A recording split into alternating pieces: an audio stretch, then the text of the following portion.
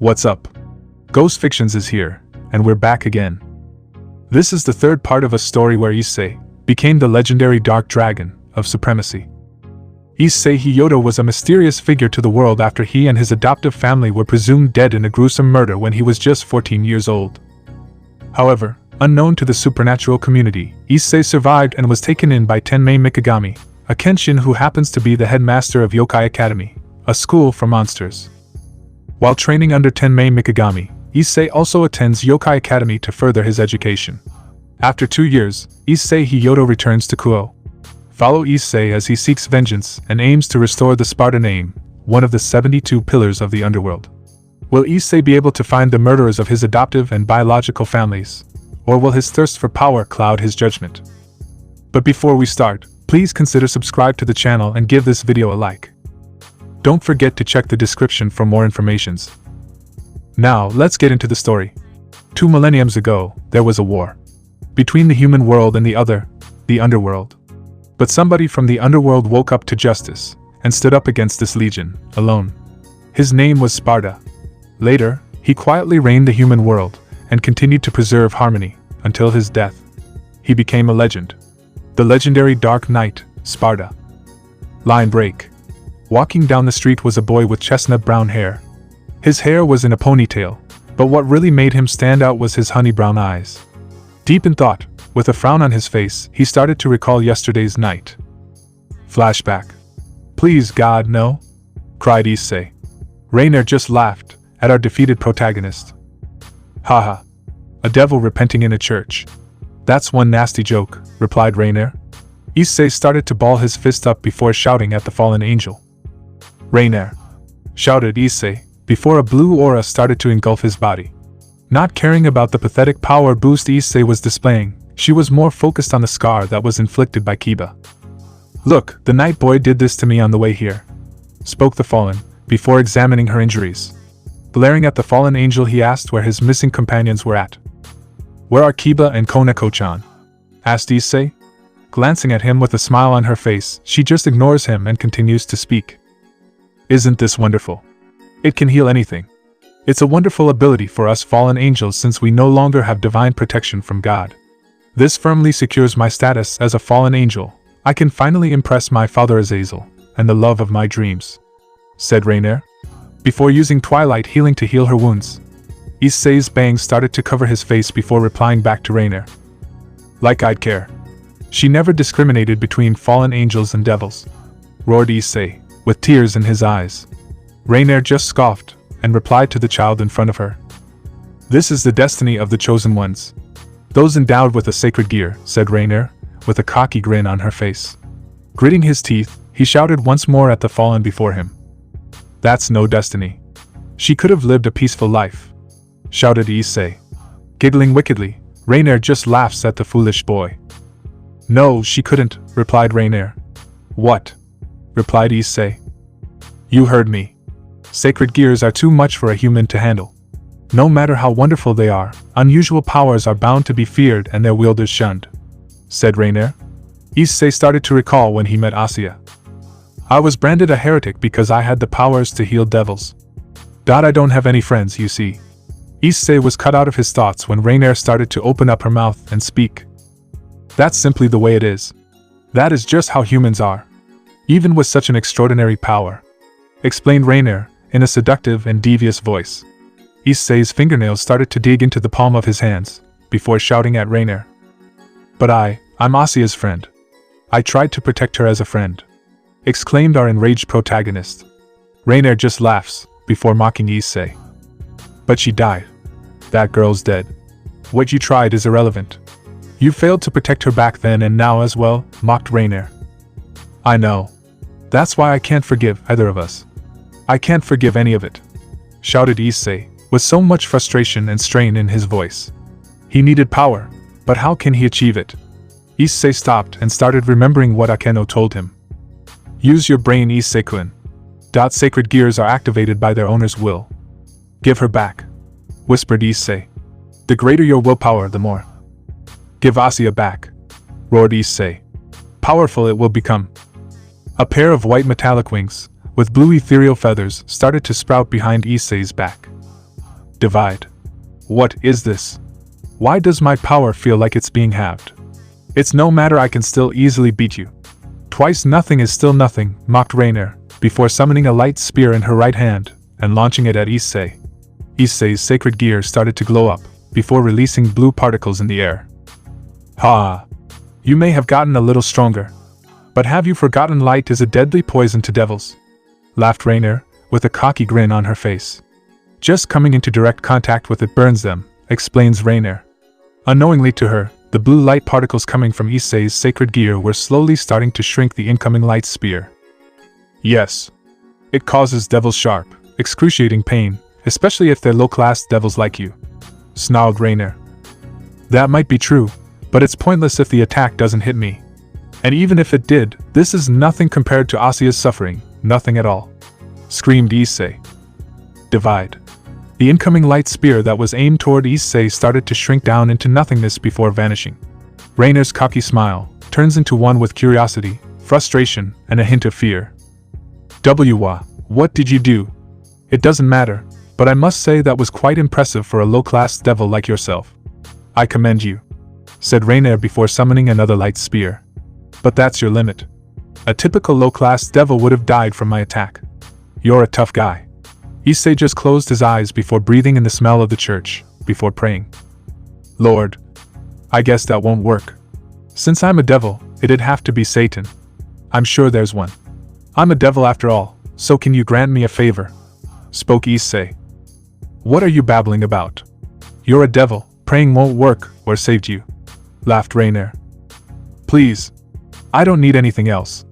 All I need is more power, so I can protect the people that I care about, and avenge Asuya, so please. Begged Issei. A blue aura started to manifest around Issei. His sacred gear started to take on a different shape. The pair of wings on his back started to grow larger, especially the blue feathers that were made out of energy started to glow more radiantly.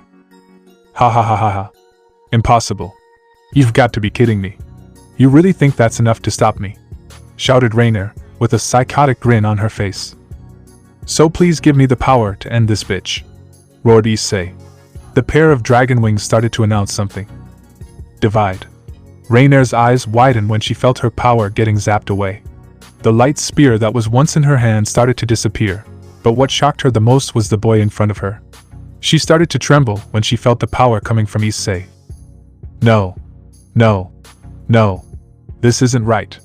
A low-class devil shouldn't have so much power. Issei just ignored the fallen, before unleashing his power. Issei's sacred gear exploded before saying something. Separation. Rainer started to fall down to her knees, feeling exhausted. For some reason, she felt drained. Her eyes widened, before looking back at Issei. She finally realized what was going on. And no way. Your sacred gear is a twice critical. You shouldn't be this strong. So how? It's impossible. Screamed Rainer in terror. The fallen tried to escape, but Issei quickly grabbed her by her filthy wings. You aren't going anywhere, bitch! Snarled Issei. Slamming her to the ground, Issei grabbed one of her wings. Rainer's eyes widened, before shaking her head. And no, please, Issei, not my wings. I will let you have sex with me if you let me go. I will do anything. Just please let me go, cried Rainer. Issei just glared at the fallen with so much hate in his eyes. Did you let Asuya go when she begged for her life? Did you ever fucking stop when you were ripping her sacred gear away from her soul? Did you? Huh. Did you ever stop and think before you killed me? I love you. I would have done anything for you. If you wanted me to join you I would have. Because that is how much I love you. Haha. Man, I'm really fucked up. I'm in love with my killer, the one that stole my humanity, and the one that made me into a devil. Issei, couldn't you can still have me? We can be together, just let me go and I can help you forget about Asuya, replied Rainer. She was trying to show a smile, but her fear was too overwhelming. The aura Issei was releasing was incredible. It's like his presence alone was dominating her and demanding respect. Issei looks at the fallen with so much disgust in his eyes, before summoning a blue energy sphere in his hand. Rainer's eyes widened, she was shaking her head, pleading with him to stop. Issei was about to finish her, but he was stopped when he felt and saw a red gauntlet slammed into his face. Issei flew across the room. Ah, hi. What just happened? Said Issei. Picking himself up from the wall, he sees a blonde-haired boy with 3 whisker marks on his face. He was wearing red draconic armor. He glared at Issei with his cold blue eyes before turning back to Rainier and offering his hand for her to grab onto. "Are you okay, Ray-chan?" spoke to the mysterious blonde. Rainier's face was red like a tomato. She couldn't believe her beloved was here. "Nah, Naruto-kun, is that you?" whispered Rainier. Giving her one of his toothy smiles, he started to nod his head, picking the girl up. "Yes, Ray, it's me. Sorry that I'm late," said Naruto before kissing her on the cheek. Rainier blushed, before quickly turning her face, so her lips can meet his. The two started to have a makeout session. Issei just stood there shocked and a little jealous, before looking at the blonde. "Step aside, she needs to pay for what she did," shouted Issei. Naruto snarled at Issei, before replying to Issei. "Listen, low class, I would advise you to keep your mouth shut and walk away," said Naruto. Issei started to shake violently. "I won't ask you again, move, please," said Issei softly. Naruto narrowed his eyes. "Why should I? It's your fault that the nun is dead. If you weren't so weak and useless, maybe you could have saved her," replied Naruto. Issei started to glare. "What?" exclaimed Issei. "You heard me. It's your fault, not Ray's, but yours. So stop blaming people for your weakness," said Naruto. Issei didn't know what to do. At first, he felt bad about how stupid the boy was, but on the other side, him was screaming to beat the living shit out of the blonde. "Dude, are you fucking serious? So, it's my fault. I was an ordinary human, till a week ago, with no information about the supernatural world, by the way, wasn't affiliated with any of the main 3 factions. One day gets asked on a date by a normal schoolgirl. That actually turns out to be a fallen angel that wanted to kill me because I had a sacred gear, and succeeded." "Yeah, it's your fault for being weak," replied Naruto. "Sir, please kindly go fuck yourself," said Issei with irritation in his voice. He knew he could beat the blonde, not how he is now. Time skip. After finding out the blonde asshole was his master's boyfriend, Issei was heartbroken. He had feelings for Rias. Yes, he liked Rainier, but that all changed when she killed Asuya. But what shocked him the most that night was when Rias slapped him across the face. She was mad because of how Issei disrespected her boyfriend, a powerful and important devil. The blonde idiot was named Naruto Phoenix, but his human name is Naruto Uzumaki. Issei's POV. After getting my punishment, I started to make my way home when I saw Akeno. She seemed worried for some reason. I thought she would be angry with me like the others. But instead, she started to rush over to heal my injuries. After she got done healing me, the two of us just stood there silently for a moment. Feeling awkward, I decided to break the silence. Thanks for healing me, senpai," I said Akeno, before giving her a warm smile. Akeno just blushed before turning her head to the other side. "I managed to heal all the minor injuries, but the major ones are going to need to be healed overnight. So, tonight I will be staying with you to heal the rest of your injuries." Fast forward. I and Akeno arrived at my house. It was quite easy to get her into the house. My parents always go to bed around 10. At first, I was curious why Akeno just didn't teleport us to my room, but I decided not to ask. She just probably drained from previous with the fallen angels battle. Opening up my front door, I gestured for Akeno to come in. Break. I was laying in my bed looking at the ceiling. I wanted to cry. Not only I couldn't save Asuya, but her killer got off scotch-free because of that Naruto bastard. Just wanting this day to be over, my sour mood disappeared when my bedroom door opened. In front of me, showing off her amazing beautiful curves, was Akeno. She was wearing a beautiful black nightgown that was revealing. My eyes started to analyze her body, starting with her face all the way down to her huge breasts. Gulping, I started to scoot over to let Akeno into the bed. Before Akeno got into bed, she started to take off her nightgown. I started to blush, and turned my head the other way, not wanting to seem like a pervert. Akeno started to cling to me, her bare breast pressing on my back. End of flashback. Grabbing his phone and pulling out his earbuds, he started to listen to music from his favorite American band. Issei was adopted. He doesn't really remember his birth parents, especially his father. The only thing he has left from his mother is a picture of her and an amulet. Break classroom. Sitting in the back by the window was Issei. He had his earbuds in his ears, ignoring everyone in his class. Issei might look stupid, but he is actually a straight-A student. Grabbing a book out of his backpack, trying to forget about Asuya's death, he started to read. The book that Issei was reading was filled with poetry. The author of this book was William Blake. He was not only a poet but also a painter and printmaker. Turning to his favorite poem, quote, he started to read to himself quietly. To see a world in a grain of sand and a heaven in a wild flower, hold infinity in the palm of your hand and eternity in an hour, said Issei to himself before turning to another page. Unknowingly to Issei, the other students that were present in the room were kind of shocked. They never expected the chestnut loser to be reading a book, let alone reading poetry, that was written in a foreign language. No, what really shocked them was his fluency in speaking the English language. Engrossed in his books of poems, Issei lifted his head to see two girls staring at him. The one on the right was a beautiful brunette that had chocolate brown eyes. She seemed shocked for some reason, implied by the girl's widened eyes. The girl on his left was blushing. She had pink hair and beautiful emerald eyes. Their names were Murayama Kurinai and Kouh. Hyoudou, were you just speaking English? Asked Murayama. Issei just sighed, annoyed seeing the two girls in front of him. Yeah, so what? It's not a big deal. Now please leave me be, I just want to listen to some music and read some poetry, before sensei comes, said Issei before returning back to his book. BBU, but why the sudden change? And who taught you how to speak English so fluently? Shouted Kouh, with a confused and surprised look on her face. Issei just closed his eyes, before closing his book and looking at the two girls and their eyes. Murayama-san, and Kouh-san. I might be a pervert, but that doesn't mean that I don't have any other interests. I have been into poetry ever since I was a kid. And also, if you paid more attention to me instead of belittling me, maybe you have realized I have been doing the same routine ever since last year. Also, girls, my first language isn't Japanese, it's English. I'm adoptive, said Issei. He was tired and annoyed. He is still recovering from the death of Asuya.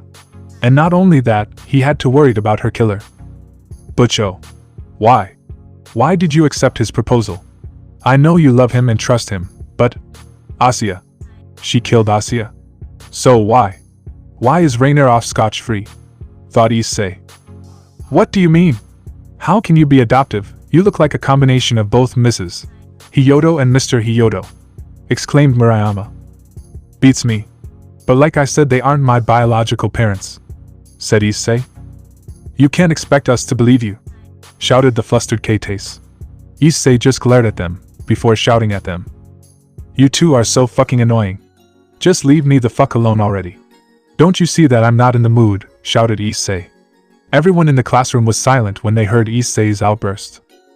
The entire class was shocked. They never saw Issei flip out like that before, and always thought of him as a timid pervert. Issei was angry and tired of all this. He was tired of this. All the bullying, not having any friends, and always playing the fool. Issei Hyoudou never peeked at the kendo club. Issei Hyoudou wasn't the class clown or an idiot. Issei Hyoudou wasn't anyone's bitch or lapdog. Issei started to let all his anger and frustrations out. You two say you know me, but you really don't. You don't know how it feels to see your mother's dead corpse in front of your burning house, and powerless to do anything about it. Do you know how it feels to leave your home country only to deal with a bunch of people that don't even like you? Or what about waking up every day, knowing that the only people that give a shit about you are your adoptive parents? And do you know how it feels to come to a school to only know most of the population has been spreading false information and rumors about you? Do you know how it feels to get beaten every day for something you haven't done? By the way, I'm talking about you too. You two don't know shit about me, so don't you fucking dare. Tried to say you know me. All you two have ever done is beat me and tormented me. So you two bitch. Slap. Issei paused when he felt a warm stinging sensation on the right side of his cheek. Touching his face, he realized that the person that slapped him was Aika Kiryu.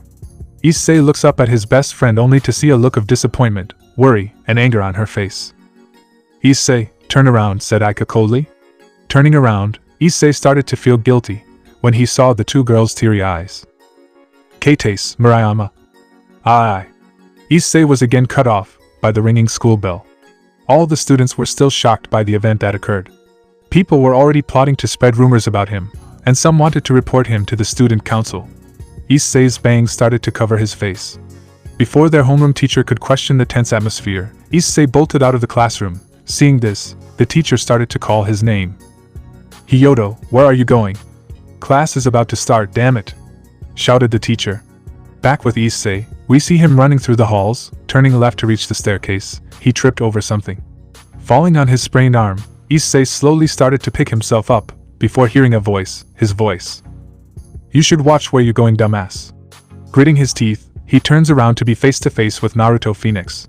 The young Phoenix looked at Issei with so much disgust in his eyes, before smiling. "Actually, I think you look less weak and disgusting when you were on the ground," spoke Naruto before slide-kicking Issei. Hitting his head on the staircase, Issei started to roll over in pain, covering his now bleeding head, before passing out in his own pool of blood. Flashback. We see a 6-year-old boy crying. He had white hair and blue eyes. He was covered in bruises and stab wounds. Standing in front of him were undead skeleton soldiers. "Mama, please save me," screamed the boy, but unfortunately for him, his mother was long gone. Already been slaughtered by those demons. The demons started to stab him over and over and over again. Raising his hand, once more calling for help, one of the demons thrust his sword into his hand. "Wag-ha-hi," cried out the boy. The young boy started to squirm on the ground, enduring the pain that was inflicted on him. The demons continued to pierce flesh, and even cut through bones, ignoring the young boy's cries. Losing consciousness in his own pool of blood, he started to wonder why his mother wasn't coming. "Mama, where are you? Please save me, it hurts all over," thought Issei. About to black out due to the lack of blood, he heard a voice. "She is not coming, you know that, right? I wouldn't be surprised if she just flat out abandoned us. After all, it's probably hard for her to look us in the eye. We are the child of the man that abandoned her after all. And even if she was here, what could she do? She is only human after all." "Shut up," whimpered the boy. "The only person you can blame is yourself. Only if you were stronger none of this would have ever happened. Now look at you. Being stabbed to death." "Shut up," growled the boy. Maybe it's better this way. Someone as weak and pathetic as you doesn't deserve to live. After all, we all know why father really left. It's because you are weak." "I said shut up," shouted the boy.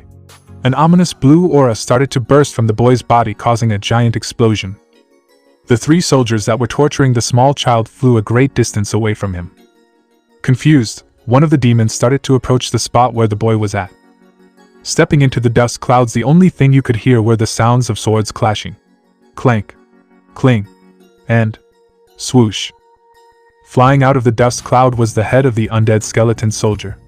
On guard, ready to deal with the new threat, the 2 soldiers started to take a fighting stance. Walking out of the dust cloud was the young boy. He was holding a katana in his right hand, and in his left was a straight sword. The shirt he once wore was now shredded and covered in bloodstains by his own blood, and his once innocent blue eyes were more sharper and defiant. The young boy started to vanish, only leaving a blackish blue afterimage of himself behind. Already standing in front of one of the undead skeleton soldiers, he started to swing his 2 swords, quickly hurling a volley of stabs and slashes at the surprised demon, not even letting the demon have any time to react. At first, the soldier looked perfectly fine, but after the young boy walked past it, its body started to fall apart into a pile of rotten bones. Seeing how its comrades were easily destroyed, the last skeleton soldier started to flee. A puppet afraid of death. How amusing, chuckled the small boy. Creating a blue spectral sword made out of magic, he commanded it to strike down the last demon. Hitting its mark, the sword penetrated the skeleton's rib cage, causing it to explode. End of flashback. Waking up in a cold sweat, Issei finds himself in his room, in his pajamas. He was hooked up to different types of machines, but what really bothered him was the massive headache that he had. "What happened to me? And why am I hooked up to all these machines?" said Issei. Hearing the door slightly open, he turns around to be met face to face with his mother and father. They both had different reactions. His father had a look of relief on his face, but his mother on the other had her hands over her mouth and crying. "Issei, are you really awake? Oh God, thanks for letting my baby wake up," cried Mrs. Hyoudou. Issei slightly felt pain when he heard the word God, but didn't let it show on the outside. "Mom, Dad, what's going on? Why am I hooked up to all these machines?" asked Issei. The 2 parents started to look at each other in confusion before turning around to face Issei. "Honey, don't you remember? You slipped and fell, causing you to hit your head on the staircase. Luckily, a new student named Naruto Uzumaki found you there bleeding and unconscious and immediately rushed you to the nurse's office." "Ah, what a sweet young man," replied Mrs. Hyoudou. On the inside, Issei's mind was raging. Not only did that piece of shit put him in this state, but he also lied to make himself look like a fucking hero. Issei Bang started to cover his face, before getting out of his bed and asking his parents how long has he been asleep. "Mom, Dad, how long have I been asleep?" asked Issei. Having worried looks on their face, they turned around to face him. Issei knew this look. It was the look that would make him disappointed. 2 months, answered Mr. Hyoudou, before giving a sad smile. "Oh, I see," said Issei, before getting out of his bed. The two parents were shocked and pleaded for Issei to get some more rest. "Issei, please don't move, you need more rest," said Mrs. Hyoudou. "It's okay, mother, I'm fine. Besides, I'm just going by the cafe by our house. I just need to be alone for right now," spoke Issei. Nodding their heads, they left the room, allowing Issei to change. Sighing to himself, he started to cry. Break. Inside Kouh Cafe, we see Issei was eating a strawberry sundae while reading a book. He was wearing a black leather jacket over a navy blue sweater. He was the only one in the small cafe, and he liked it that way. Unknowingly, someone was approaching him. Hyoudou. Facing up from his book, he sees a girl with white and beautiful long hair, and her eyes were like sapphires. This was none other than Momo Hanakai, one of the representatives of the student council. "Look, Mrs. Hanakai, I'm not in the mood, so what do you want?" asked Issei angrily. Momo frowned a little when she felt the anger and hostility coming from the Issei. You see, Momo never hated Issei, but the opposite actually. They went to the same middle school, but a lot of people didn't know that Momo was a very different person. She was very timid and shy. Unfortunately, this made her the target of bullies. And one day when she was walking home, a group of girls was about to jump her, but luckily for her, Issei saved her and scared the group of girls away, showing one of his toothy smiles, which made her fall in love with him. Ever since that day, Momo Hanaki was in love with Issei Hyoudou. When she heard that he was going to attend Kouh Academy when they were freshmen in high school, she worked her ass off, even changing her personality for him, and changing her look to impress him. "Oh, sorry. I was just surprised to see you moving. It's been 2 months since the accident," said Momo. Issei twitched a little. He didn't want to hear any more about that fucking so-called accident, so decided to change the subject. Taking a better look at the girl, he realized she was wearing one of the cafe uniforms. "It's fine, and I'm the one that should be apologizing. I just don't want to talk about it. Anyway, you work here now," replied Issei. Momo smiled, before spinning around and showing off her amazing curves to Issei. She was wearing a maid outfit that seemed to look really tight on her. "Yeah, I just started last week. I mean Hyoudou, I think tomorrow you should visit Kaicho. We are all worried about you. We all know before the accident that you got into an argument with Keitase and Murayama. So what happened?" She was cut off when she saw Issei's attention was somewhere else. Turning around to see what her crush was looking at, she sees 3 people walking into the cafe. Entering the shop was the bastard that put him into that state, and the 2 girls that he fell in love with. They were laughing and chatting away, but that all changed when their eyes met Issei's. Rainier and Naruto gave him a cocky and taunting smirk, but on the other hand, Rias was fuming. Here he was slacking off and not informing her that he was awake. She started to march over there, punish her pawn. Walking over there, Rias slaps Issei across the face, before giving him a disgusted and disproven glare. Momo let out a gasp. She didn't expect this to happen. On the other hand, Issei's bangs were covering his now teary eyes. "What did I do? Rias, why?" thought Issei. Issei was interrupted by Rias. "So this is what are you doing, slacking off? Do you know how worried I was about you? Why didn't you let me know that you were awake? And what is this about you getting into argument with those girls in the kendo club?" asked Rias. Issei just gripped his spoon, trying to hold his anger in before replying to Rias, but she said something that made him snap. "If it wasn't for Naruto, Kouh, you would have been dead by now. You should thank him, by the way," shouted Rias. Issei glared at the girl before shouting back. "So I should just thank the guy that was responsible for me being in a coma," shouted Issei. Rias and Momo both gasped, before turning around to look at Naruto. "Naruto, is this true? Are you the one that put Issei in that state?" asked Rias. Naruto just looked at her with the same nonchalant face before answering. "Yeah, I did. Come on, Rias, he is just a low-class devil that can't even protect himself. He is a total loser. Just look at him, he still hasn't even awakened Albion yet, just a waste of 8 pieces. Plus you know how a dragon is about his mates, he tried to claim both you and Rainier," answered Naruto. Issei, Momo, and Ria's eyes widened when they heard that. Each of them had their own thoughts about the matter. Does he know how I feel about Rias? Thought Issei. What does he mean Issei was trying to take me away from him? Issei doesn't feel that way about her, right? And what does he mean about Albion and awakening? Thought Rias. Issei likes Butcho. Thought Momo. Looking at everyone's confused faces, Naruto starts to explain. This bastard is supposed to be my rival and this generation's White Dragon Emperor, but all I see is disappointment and filth. Not only this low-class trash tried to kill Rainer, but also let out his dragonic scent and marking his territory. Also, it was pathetic, by the way. And Rias, you couldn't tell? It is obvious that he likes you, exclaimed Naruto. Rias turned around to face Issei, before confirming if this is true. Issei, is this true? Whispered Rias. Issei's bangs were still covering his face. He was silent for a moment before answering. Why yes, I love you, Rias Gremory, said Issei. Rias' eyes widened, before blushing, and her eyes also started to soften before frowning. Issei, she was cut off by Issei. I understand, I know you're his fiancé and he is a high-class devil, right? Save your sorries, Rias. Just know I really do love you even if you chose this fucking piss stain, pineapple head douche nozzle as your lover. Well, anyway, I need to get going, spoke Issei. Issei, please don't go, shouted Rias. No, Rias. You already chose who you love, replied Issei, before leaving the cafe. The rest of the evening Issei cried himself asleep. Break. We see a young girl with light ocean blue hair entering her new house. She tried to forget what happened the last couple of weeks. This was none other than Kurumi Kurono. She was in the second year of Yokai Academy, but that all changed about a week ago.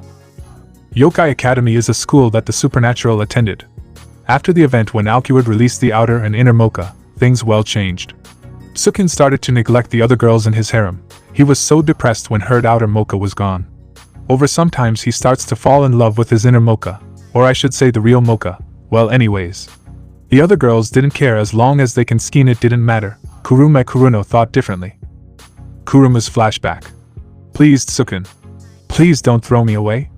I don't care if Mocha will be the first girl in your heart. I'm fine with second, third, fourth, fifth, or even the 100th. Just please don't throw me away, like some trash on the street. Was I just a toy for you? We made love. Didn't that mean anything to you?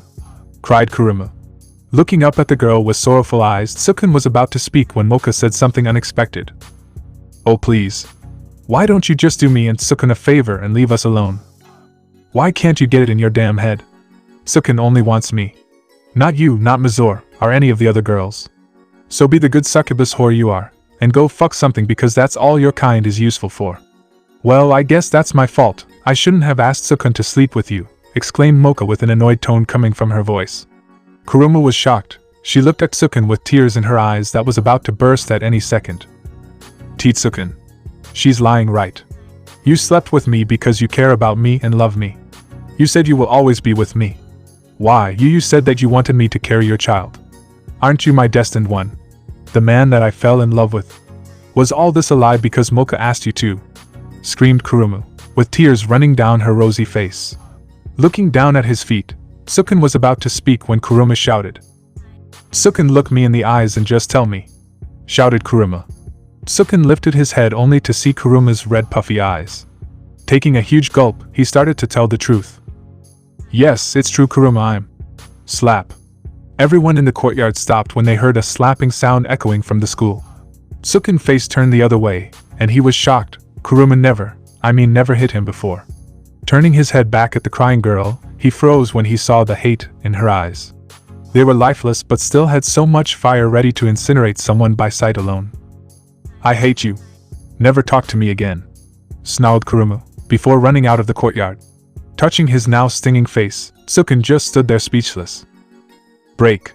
Packing her things and still crying from the revelation that the love of her life only used her. Kuruma Kurono was broken. Everything she worked for, all her dreams were shattered in one single day. Packing the last of her things, she made her way to the bus stop. After waiting there for a few minutes, the bus finally arrives. Stepping onto the bus, she stopped and hesitated. She wanted Sukin to come rushing out of the school, begging her not to leave, but deep down she knows that wouldn't happen. Sitting in the front seat of the bus, she stared at Yokai Academy for the last time. End of flashback. It has been 2 weeks now, and Kuruma Kurono wasn't feeling any better. Stuffing her face with a carton of ice cream and watching a rerun of her favorite soap opera, trying to get rid of the memories of her so-called destined one. Hearing knocking coming from her bedroom door, she paused her show to see who it was but already had an idea who. Opening the door, she was face to face with her mother. Ajiha Kuruno, the mother of Kuruma Kuruno, was very worried for her daughter's health. She tried to give her daughter some space, so she can have time to recover from her heartbreak. But now she sees that it's worse than that. Still in her same pajamas from last week, holding a tub of ice cream, with dried up tears and snot on her face, was her daughter. Giving her a tight hug, she started to mumble something in Kuruma's ears. "Everything is going to be alright, baby. Just let it out, Mama is here," whispered Mrs. Kurono. Sobbing into her mother's arms, she started to let all her frustration and stress out.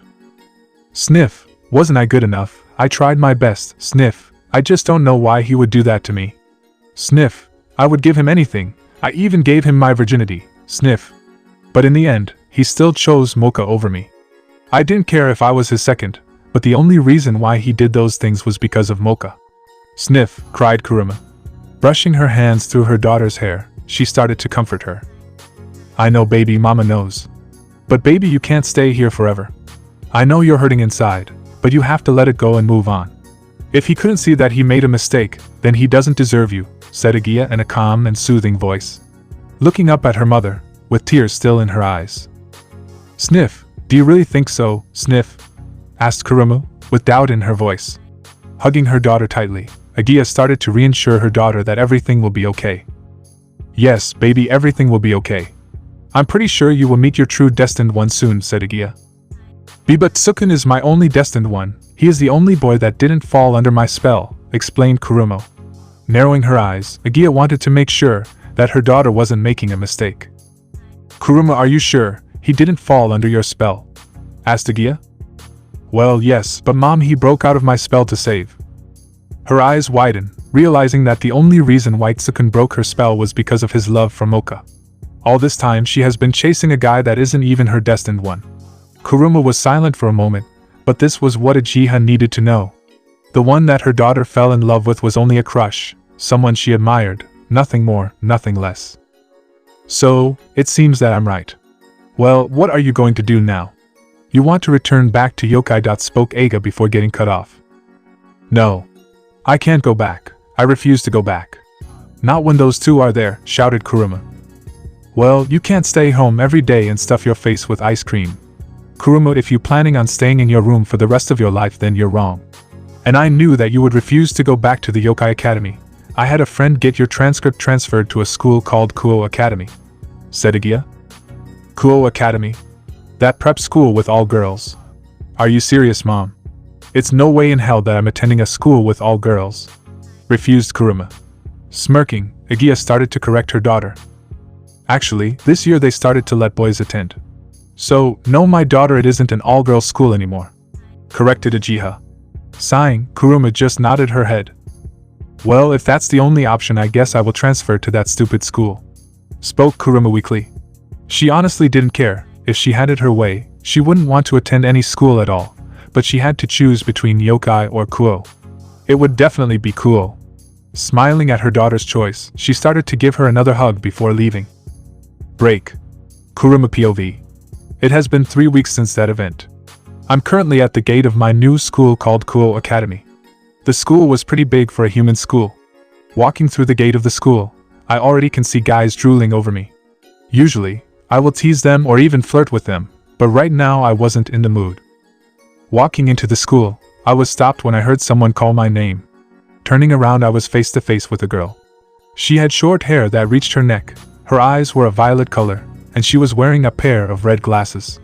Her aura demanded attention, basically the serious type of people that I hate. Hello, my name is Sona Shitori, and I presume that you're Mrs.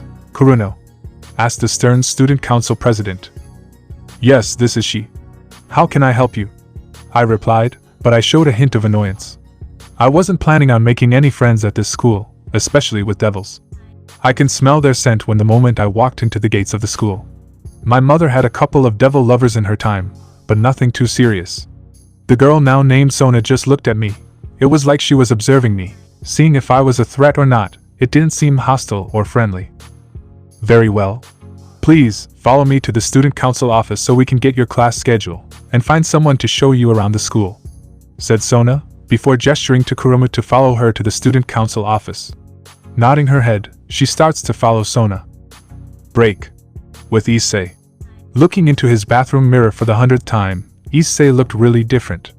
Taking the two twin ponytails out of his hair really made a difference in his appearance. He also removed the brown contacts from his eyes, and revealing his true eye color, they were icy blue and looked sharper. Splitting his hair, and letting his bang cover some of his face, he started to leave for school. Looking at his watch, he started to mumble to himself. Shit, I'm going to be late. Well, I guess I have to take my motorcycle to school today. Issei never brought his bike to school, for the simple fact it would draw too much attention to himself, something he didn't want. Sighing, he started to head to his garage. Inside his garage, we see an Aprilia RS 660. The color was white and black. Hopping on his bike, he started to zoom down the street of Kouh at high speeds. Break. Kouh Academy.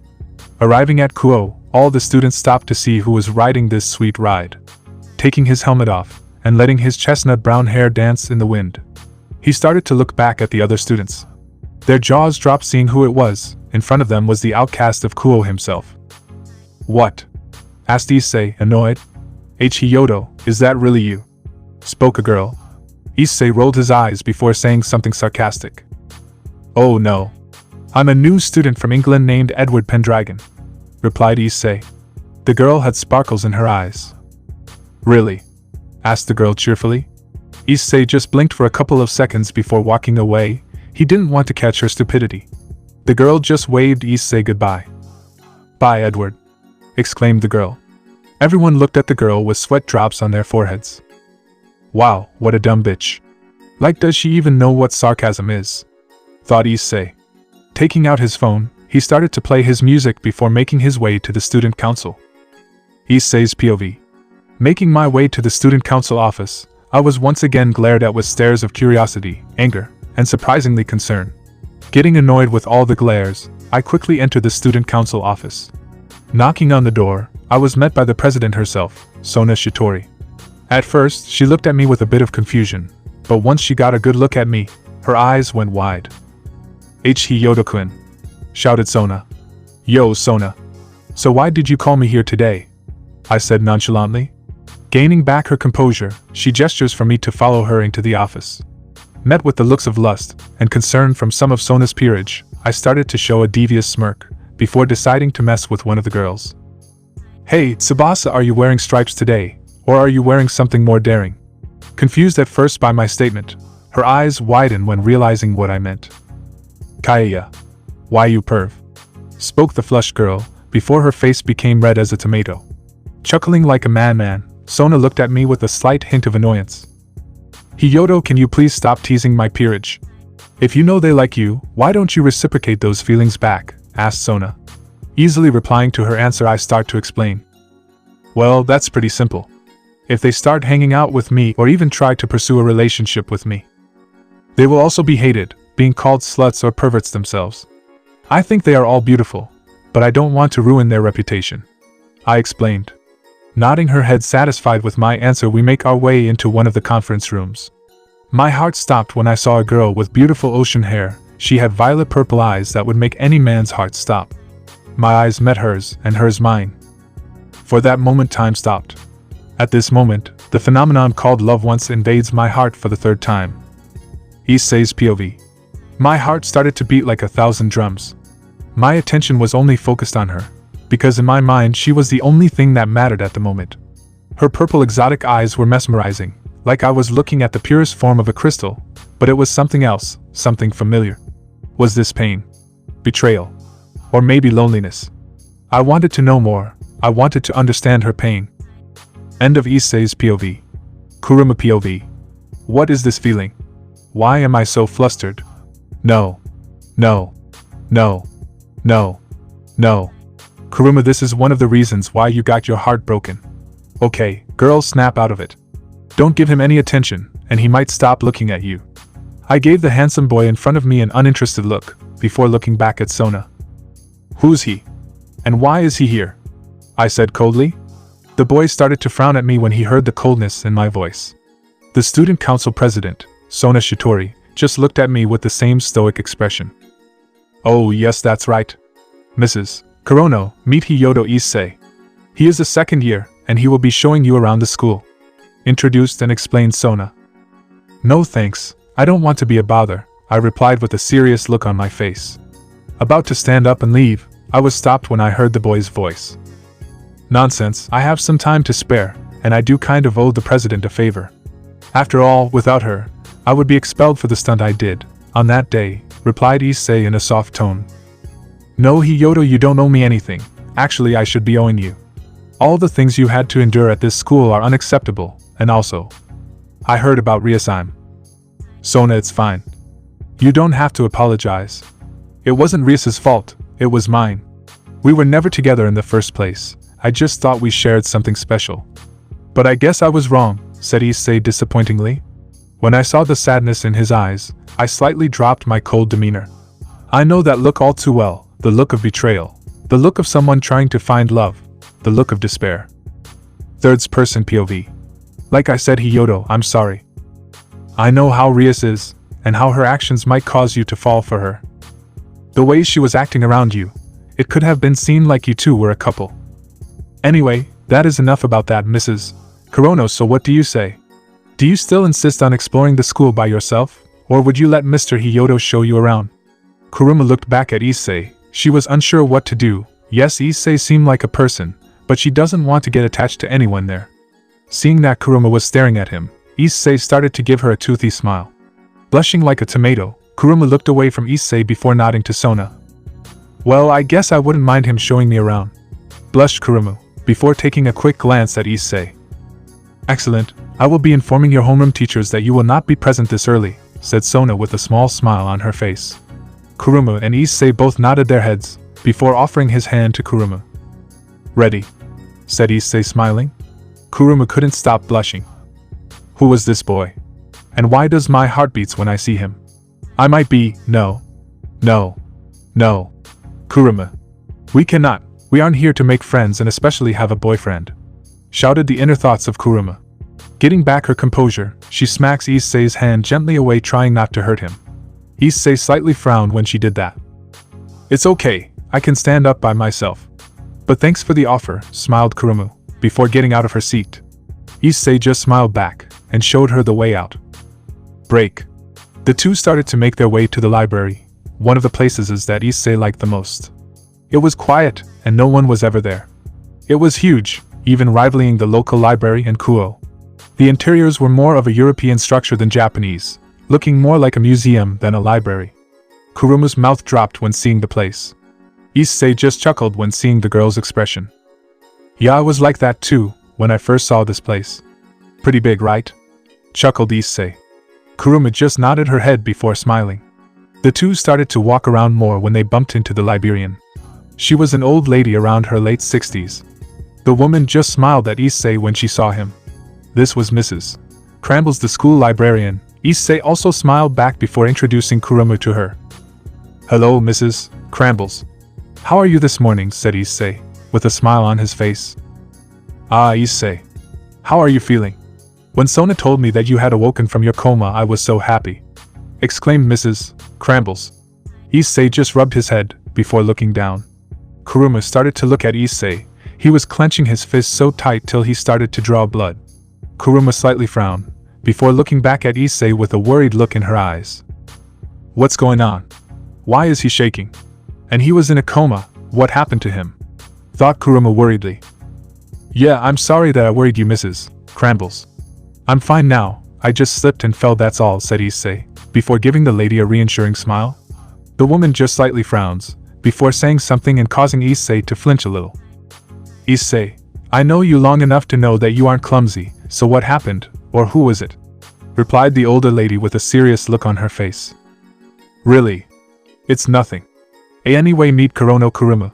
She is a second year just like me, and she just started today. Issei announced before presenting Kuruma to the older lady. The old lady just giggles mischievously, before teasing Issei. Oh my, Issei. I didn't know you had a girlfriend. And she is a fine one indeed, said Mrs. Crambles before looking at Kuruma's chest. Issei follows the woman's eyes before, only to see that her eyes were glued to Kuruma's breasts. At that moment, a million naughty images of Kuruma started to invade Issei's mind. What in the Mao? Holy shit. I didn't know that her breasts were so huge. They are even larger than Rainer, Akeno, and Rias. How did I not notice this before, thought Issei. Ahemph. Snapping out of his daydreaming, Issei froze when he sees a furious Kuruma staring at him. What do you think you're looking at, mister? Growled out Kuruma. Issei started to quickly make up a lie. WWL, I was wondering where you got that bracelet. Yeah, the bracelet, stuttered Issei. Kuruma's angry expression turns into sadness. Covering the bracelet, she started to run away with tears in her eyes. Issei was really worried. Damn it, Issei. Look what you have done. I'd better go apologize to her, thought Issei, trying to catch up with Kuruma. Kuruma was running away, trying to get away from Issei. Memories of Tsukun started to resurface in her heart. Ripping the bracelet off her arm, she threw it into a garbage can, not wanting to remember the memories of the one that betrayed her. Kuruma. Please wait, I'm sorry, shouted Issei. Kuruma, on the other hand, didn't want to see the boy. He acts too much like the one that betrayed her, the man that stole her heart and stumped on it. Not paying attention, she tripped and landed on something. Rubbing her sore leg, which was slightly red, she sees that she is somewhere different. Looking down, she realized that she tripped over a book. It was a very old book, and looking at the strange ancient symbols, it wasn't Japanese. Using her supernatural abilities as a succubus, she started to translate the title of the book. The Dark Slayer, Sparda's Great Betrayal. Kuruma narrating is reading in her head. Long ago, in ancient times, a demon rebelled against his own kind for the sake of the human race. With his 4 swords. The name of the swords were Rebellion, Yamato, Alaster, and Force Edge. He shut the entire portal of the demon world and sealed the evil entities off from our human world. But since he was a demon himself, his power was also trapped on the other side. He alone defeated the hellish host, before moving on to the Emperor of Darkness himself. Sparda defeated Mundus, sealing him into a marble vault, and what was left of Mundus's armies retreated back into the demon world. In order to close the gateway, Sparda used his own blood, along with the blood of a human priestess in conjunction with his sword and a mystical amulets. He poured his demonic energy into closing the door between realms, the Tenmei Mikogami, though this also robbed him of the lion's share of his abilities. As an added measure, he also imprisoned within the tower gatekeepers Cerberus, Engi, Rudra, Nevin, Beowulf, and Leviathan, and took their names in order to imprison them and set them as seals keeping the underground. Kuruma, there you are. I've been looking what is this place? I've never once been here before, said Issei. Kuruma started to close the book before walking away from Issei. Kuruma, please. Whatever I did, I'm sorry. No, I should be apologizing. Look, let's just drop it and continue the tour around the school, said Kuruma before giving Issei a loving smile. Issei's heart beat rapidly before he started to blush. Nodding his head, the two started to make their way out of the mysterious room. Stepping out of the shadow was Mrs. Crambles. She had a serious look on her face before picking up the book. Master Issei, I'm sorry. I feel like the time will come soon for you to awaken back into your true self. You are the son of Sparda after all. Picking up the book, she put them in a glass case. Besides, the case was 2 swords that radiated power. Break. Kuruma POV. I was having trouble looking at Issei. He probably thinks I'm childish. I should probably make it up to him. He didn't deserve to go through that. I don't want him to hate me. Wait. Why should I care? Well, I'm giving him a hard time. Maybe I should share some of my lunch with him. Yeah, Kuruma, that's a perfect idea. Think of my plan to thank Issei later. I didn't realize that I was already at my next destination. End of POV. So this is the cafeteria. I know, fancy, right? Said Issei. Kuruma's eyes were wide. In front of her were 10 chiefs cooking up all different types of food. The cafeteria was the size of a ball, and their vending machine was filled with foreign snacks, not from Japan. Wow. This place has everything, said Kuruma with shock in her voice. Issei starts to chuckle before looking at Kuruma. Yeah, I was like that too as well, when I first saw this place. Smiled Issei. Kuruma just blushed. She couldn't stand it. That smile of his was so beautiful and handsome. Yeah, replied Kuruma with a blush on her face. Issei POV. Man, she is so cute. Come on, Issei, think. What can I do to impress her? Oh, I know, let's invite her out for lunch. Yeah, lunch. Issei turns around with all his courage to face Kuruma. Seeing that I was looking at her, Kuruma's face started to turn red. Is she sick? Maybe I should ask her. Hey Kuruma, are you feeling okay? I asked with worry in my voice. Kuruma's face turned even redder, before dismissing my worries. No, I'm fine. Just slightly a little famished. I had a light breakfast this morning, said Kuruma, with a cute smile on her face. Seeing that beautiful smile again, made my body feel warm inside. This girl, no, this woman was the most beautiful person I have ever seen. Seeing that she was hungry, I started to gather my courage to ask her out for lunch. So Kuruma. I was wondering if you wanted to dash. I was cut off by a new visitor, it was him. Well. Why is this beauty with a perverted loser like you, Hyoudou? Turning my head around, I was face to face with the blonde bastard himself. What do you want, Uzumaki? I said with hate in my voice. End of Issei POV. Kuruma just looked at the two boys, with curiosity. And what does he mean by a pervert? She thought to herself. Naruto just looked at her, before giving her a toothy smile, and completely ignoring Issei. Hey beautiful. What is someone like you doing hanging out with the school pervert? Smiled Naruto with a fake grin.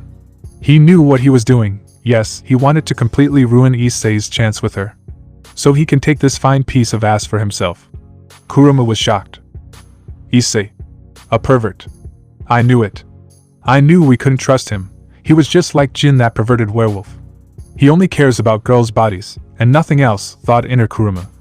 Letting her hair cover her face, she walked slowly and calmly towards Issei. Issei was shocked, and slightly worried. He started to call out her name. He was so focused on the bastard in front of him, that he totally forgot about Kuruma. Kuruma, are you? Issei faced with the other way, before feeling a burning sensation on his cheek. Turning his head back to face the girl, he sees all the cuteness and happiness was gone from her face, and replaced with anger and rage. I can't believe I thought you were different. I guess you are really just like him, and pretending to be this person that cares about people's feelings. I don't ever want to see you again, I mean ever, said Kuruma with venom in her voice. Issei just stood there silent, before replying back. Okay, I understand. I'm sorry if I offended you, Mrs. Kurono, said Issei with a serious and empty look on his face, before leaving the cafeteria. Kuruma flinched when she saw the look in his eyes. They were lifeless, a void, just emptiness, not a hint of light or love. Naruto just put one of his hands on Kuruma's shoulders before smiling at Kuruma. Kuruma blushed a little seeing the blonde before her. She had to admit the boy in front of her was handsome and nice, not like that pervert. Naruto on the other hand was happy. He has finally put that worthless bastard in his place. So what class are you going to next? Asked Naruto, with a smile on his face. Kuruma just smiled back at Naruto. Poetry. Issei was originally going to show me around the school, but finding out he was a pervert, it kind of ruined my mood, said Kuruma with irritation in her voice, but deep down in her heart, she felt guilty. She even realized that she didn't even give Issei a chance to defend himself. Oh, maybe I can show you around after school is over if you're interested, offered Naruto. Kuruma nodded her head. I would love to, said Kuruma with a smile on her face. Break. Poetry class. Naruto and Kuruma were laughing but stopped when they saw Issei reading a book and writing something in a separate notebook. The two people were shocked. They didn't know that the school pervert was into poetry. Grinning evilly, Naruto started to walk up to Issei, but before he could, the bell started to ring. Shortly the teacher arrived, before smiling at Naruto. Ah, Mr. Uzumaki. How are you today? Are you interested in listening and learn about poetry? Naruto was silent for a moment, before nodding his head with a smile on his face, before looking back at Issei. Issei had his earbuds in, so he didn't know the fried chicken was in his class. Yes, Mr. Odori. I think poetry is very interesting. I also wrote a couple of poetry myself. 10 minutes time skip. Kuruma POV. After finding a seat next to Naruto, I turn around to see the enemy of all women, still focused on the book he was reading, and still writing in his notebook. After a couple of minutes, the teacher started to call people up to share their poems that they created. Naruto went first, and his poem was short and beautiful. And God, that smiles of his is cute. I didn't have to go because I was new, so sensei just told me to sit back and listen. Next was a girl named Akia Kiryu. After she got done with her poem, she winked at someone, being nosy. I turned around to see Issei giving the girls a thumbs up, and before continuing to write in his journal, not even noticing me. Finally, everyone except Issei was finished reading the poems out to the class. Getting up from his seat, and takes out his earbuds. End of Kurama POV. Good luck, loser. Shouted Naruto before the whole class erupted in laughter, except Kurumu and Aika, and the two kendo girls. Issei flinched before balling up his fist, and slightly crumbling the paper in his hand. Looking up at the class, still see smirks from the guys. But his eyes caught the familiar purple orbs of Kurumu. She was sitting with Naruto. Issei just looked down, and letting his hair cover his face, before mumbling something. I see. The teacher glared at Issei. He heard the rumors about this boy and didn't want him in his class. He tried everything, but the school board declined his request. Mr. Hyoudou, we don't have all day, said the teacher coldly. Issei's lifeless blue eyes just looked back at the man, before reading his poem. This poem is called Loveless. I have written it myself. I hope you enjoy it, said Issei, before bowing his head to the class. Naruto just threw a piece of paper at Issei, and already booing him. Aiko was pissed. She was tired of everything, especially from this blonde asshole. Issei just ignored it before reading his poem. Oh, before I start, I wanted to let you know, Mr. Odori, said Issei. The older man just nodded, before letting Issei continue. Issei starts to read his poem. Every girl in the classroom was blushing, and some were even crying.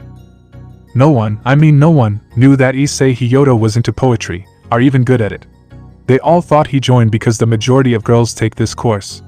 Naruto was pissed off. This low-class devil outshined him, and totally made his poem look like absolute garbage. The kendo girl was blushing madly. They just realized that Issei looked really different. He looked handsome. Kuruma was blushing. This pervert was about to steal her heart, a pervert. All the girls started to blush when they saw Issei's new look. They had a heart in their eyes, and before they could talk to the loser of Kouh, he just left out of the class, before looking back at Kuruma. Kuruma sees this, but she decides to ignore it. Aika, on the other hand, was curious and upset, seeing Issei's sad mood. Back with Issei. Oh, well, I guess I will be eating alone again, said Issei, with a sad smile on his face. Why? I'm pretty sure any girl in that room would love to eat with you. I can feel the lust coming from those girls, even those two kendo girls that used to beat you, and that new girl you were talking to, said the mysterious voice. Issei just stopped, before looking around the school. He couldn't anyone, so who was this talking to him? I'm on your back, boy. Before two light wings burst out of Issei's back. Issei was panicking, not wanting anyone to learn his secret, but the dragon already reassured the boy. Relaxed? I don't feel anyone near us, said the mysterious voice. Who are you? Said Issei, with curiosity in his voice. The voice went silent, before pulling Issei and his mindscape. Issei opens his eyes to see a white European dragon. My name is Albion, the White Dragon Emperor. I'm the heavenly dragon that is sealed in your sacred gear, divine dividing. It's pleasure to meet you, Issei Hyoudou. Kurum POV. I was currently eating lunch with Naruto and his little cousin, and some of his other friends. Their names were Kiba, Kaneko, and Ravel. The boy named Kiba, a second year like me, gave me a friendly smile. Blushing, because of how cute the boy in front of me was, I started to greet him back with a wave of my own. Oh my, this school sure has a lot of cute boys, I thought. Beside him was a girl with white hair and golden eyes. This girl's name was Koneko, a first-year student, and another friend of Naruto's. She was really quiet, but what got my attention was her appetite. On Koneko's tray was a stack of sweets. The next person was Naruto's cousin. Her name was Ravel, and she was a first-year like Koneko. She had blonde hair and blue eyes like Naruto. We were talking about our day so far, and everything was going well, up till Naruto started to badmouth Issei. This was the day that I realized that my own judgment was clouded. This was the day when I changed, and truly for good, and discovered my true love, Issei. I can't believe that loser can actually write poetry. Well, at least he is good at something. Maybe Rias should make him her jester, said Naruto, before everyone at the table started to laugh. Yeah, I always wonder why Rias even keeps him around. He is just a perverted moron if you asked me, said Koneko, in disgust. Everyone nodded their head except me, and Naruto's cousin Ravel. I didn't know what they were talking about, so I just decided to laugh as well. They seem like nice people. They couldn't be making this up, right? But I do feel bad for what I did. Yes, even if he is a pervert, I had no right to slap him. Also, he was kind the entire time, and when I was with him, he didn't seem like he wanted to get into my pants. Maybe I should. No, Kurama, we can't. He is a pervert, and he is probably trying to use you, just like how Tsukun did. Plus, we aren't looking for a relationship. Yeah, I thought Naruto and Kiba were cute, but they aren't my type, I thought to myself, before I continued to laugh with the others.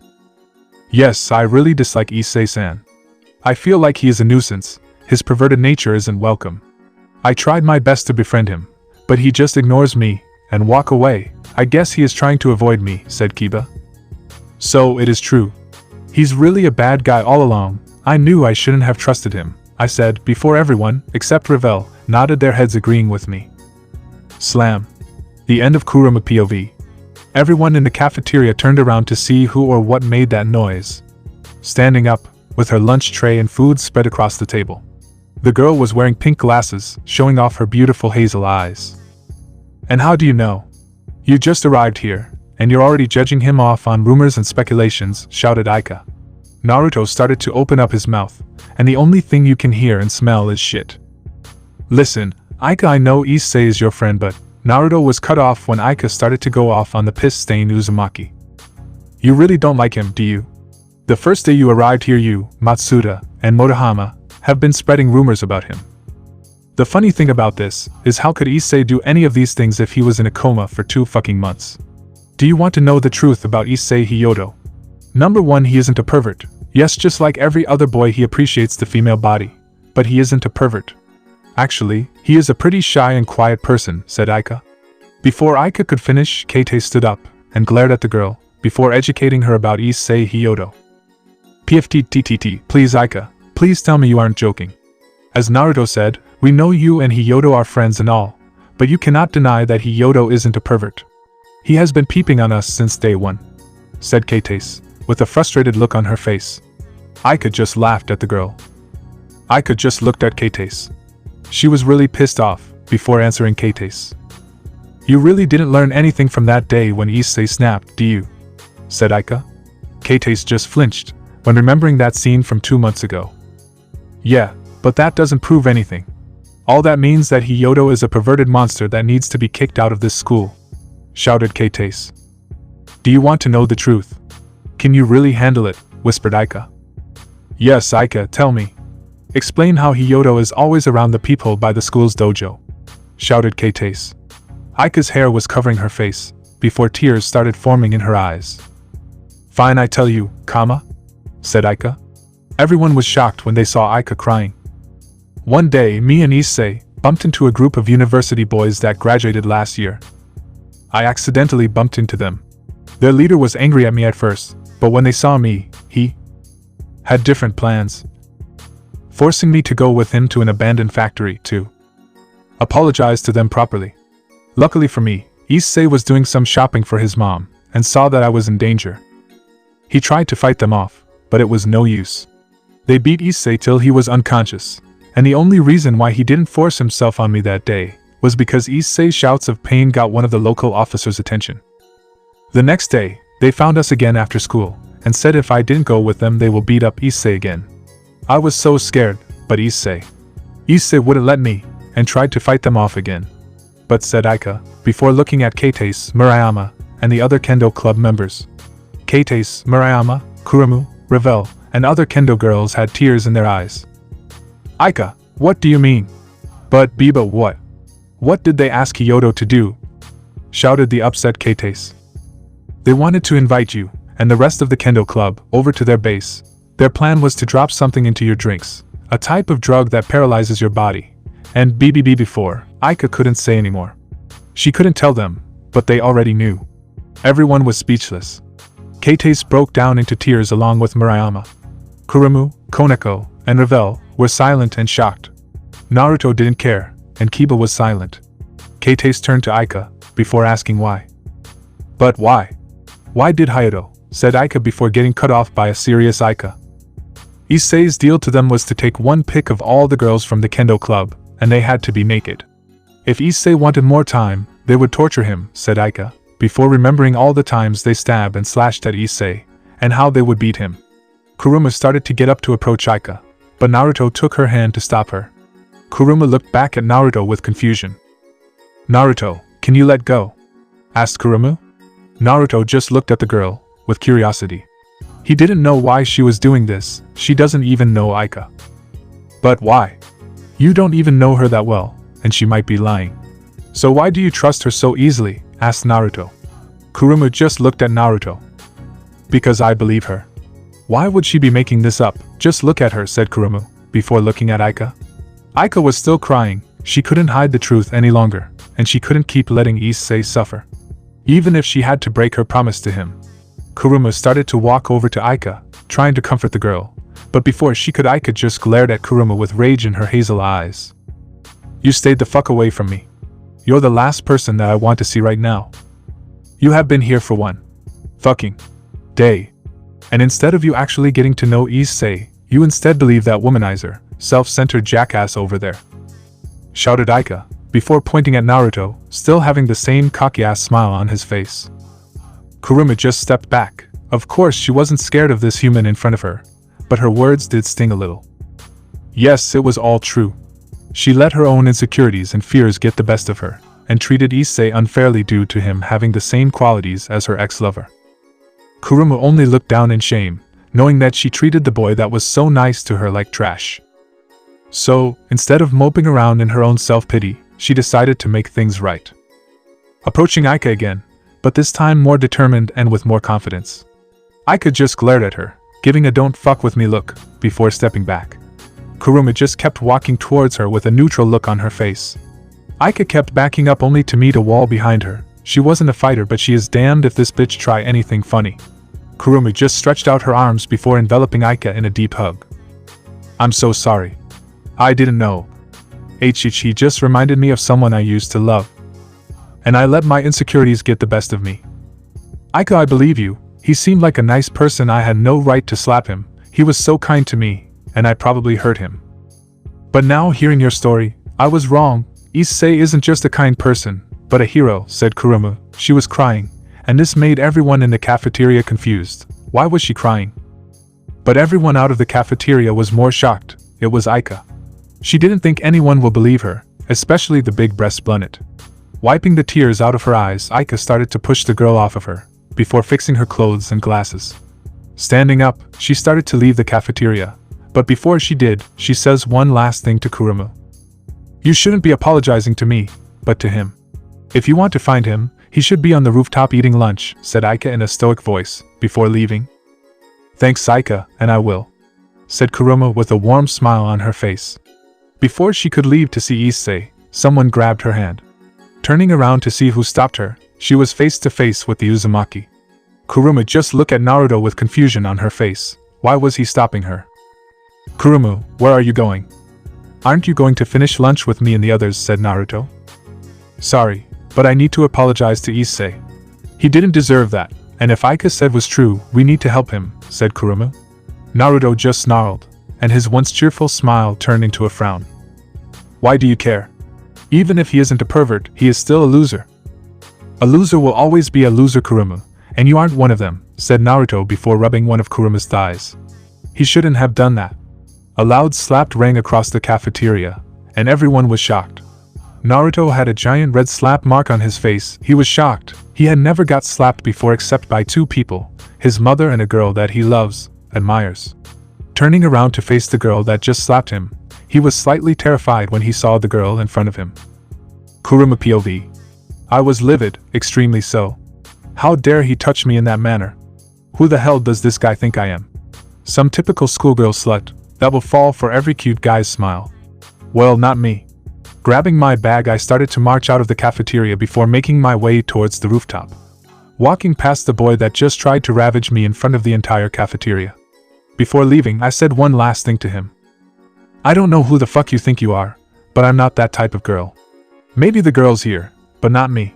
Try that again, I will make sure next time you will lose that hand, I said with disgust on my face, before leaving. End of POV. Naruto POV. Did she just slap me? Me. Naruto Uzumaki. This bitch should be grateful that I'm showing her the time of day, thought a furious Naruto before making his way back towards his table. End of POV. Kendo Club POV. All the girls also started to leave, due to losing their appetites. Issei Hyoudou, aka the school pervert, wasn't actually a pervert, but the opposite. He saved them, all of them. He threw himself in danger just to protect them from getting raped, and even almost dying for them and Kiryu. But how do they repay him? By beating the living shit out of him, that's how. The Kendo girls just made their way to the school dojo, and got ready for practice. Getting undressed to get in their GI, they all had sorrowful looks on their faces, especially Murayama and Keitase. All this time, they just thought the boy in their class was just a perv, but hearing what Aika said made the two Kendo Club girls feel guilty. Couldn't keep back her frustration, Maruyama punched her locker, and by doing that she got the other girls' attention. She couldn't take it, she just couldn't be guilty, she couldn't believe that Hyoudou was a good person, but most of all she hated herself. Why damn it?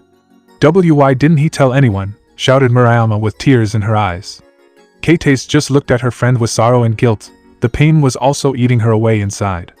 Not knowing what to say, she just called out her friend's name. Murai. Before Keitase could finish, she felt her best friend hugging her with tears in her eyes. Keitase also started to cry, but softly. We will make it up to him, Mura, I promise, said Keitase before softly crying in her best friend's embrace. For the entire day, the only thing that was on the entire Kendo Club's mind was Issei Hyoudou, and who was he really? Break. Rooftop. Issei's POV. Ayayachahu. Sneezed Issei, before wiping his nose with the sleeve of his arm. On his back was a pair of light wings, they were shining brilliantly. He was talking to Albion, but it felt more like a scolding for him being weak. Grabbing another slice of pizza, one of God's greatest creations of all time, he savors the taste of the delicious doughy goodness, before taking a sip of his strawberry milk. Hey boy. Are you listening? Don't you want to get stronger? Aren't you tired of being useless? Shouted Albion inside of the dividing gear. Issei just stopped when he heard that. Putting down his milk, he began to respond back to Albion. Of course, I want to get stronger. That's all I ever wanted, so I won't ever lose anyone else again. But I don't want to lose the rest of my humanity to become a dragon, I rather rely on my own power as I have before. Answered Issei. Albion just took in a deep sigh, this host of his was pretty interesting. When he gave this option to his previous host they instantly took the deal and became a full-fledged dragon. But this boy just refused, he refused his power. You're an interesting one, aren't you? You're the first host to refuse my offer, but I'm curious about you. Do you really think the power you currently have could protect anyone? Even if you do manage to unlock the balance breaker, it still wouldn't be barely enough to defeat an ultimate class devil, let alone Drake and his host, growled Albion. Issei also started to get angry. Ever since Naruto Phoenix arrived, his life has been a living hell. Well, technically it already was, but the Uzumaki bastard was pain in his ass. Well, you're right. I guess I'm just gonna have to train harder. Also, what type of fighting style should I focus on? Asked Issei. Albion just thought for a moment, before replying to Issei. Honestly, I don't know, partner. Are you good with any weapons, like a sword? Asked Albion. Issei went into a thinking position, before shaking his head. I don't know, but I think my real dad used to be a swordsman. Replied Issei.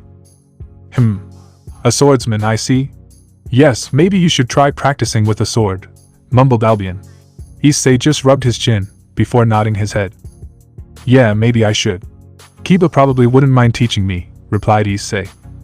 Time skip. After eating his meal, Issei started to sing to himself. Albion wasn't shocked, he knew his host was a very talented singer, and didn't have a problem with it. In all honesty, Issei's voice was soothing, he could sing like an angel, but also a demon. Unknowingly, Issei had a small audience that he didn't notice. The first person was Akeno. She was looking at Issei with a yearning look in her eyes. She was currently using an invisibility spell that is extremely hard to detect. Now you might be wondering why. Well, flashback. Flashback. What? My king, you must be joking. Why do you want me to stay away from Issei? Said the now upset Akeno. Rias just looks at her queen, best friend with sorrow, guilt, and pity. Rias knew Akeno's feelings for Issei before she could open up her mouth. Our famous blonde bastard stepped in. Because he is weak, Akeno. Someone like you shouldn't be around him, said Naruto before entering the orc room. Akeno just glared at the boy, with rage in her eyes. What gives you the right? I can hang out with anyone I want, and you aren't my master," screamed Akeno. Slamming her hands on her desk, Rias glared at her queen before commanding her to be silent. "Akeno, that's enough. You need to apologize to him, now," commanded Rias. Akeno just looked at Rias, with disappointment and anger in her eyes. Rias just flinched before seeing her queen's gaze. "Is that an order, my king?" snarled Akeno, before looking directly into Rias's eyes. Rias just took a deep breath, before looking back at her best friend. Rias didn't want to do this, but Naruto persuaded her to keep Issei and Akeno away from each other. Naruto believes that Akeno is spending too much time with Issei, instead of training, thus making her a weak queen. "Akeno, I'm sorry, this is for your own good," said Rias softly. Rias was hurting inside. She didn't want to hurt her best friend, but she had to do this. Akeno might hate her for this, but if this is the only way for her to use her fallen angel side, then so be it. Unfortunately for Rias, her plan wouldn't work, because the only guy that could probably persuade her best friend was her pawn. Akeno just looked Rias' disappointment on her face. "Understood, my king. May I be dismissed?" asked Akeno sternly. Rias just nodded her head.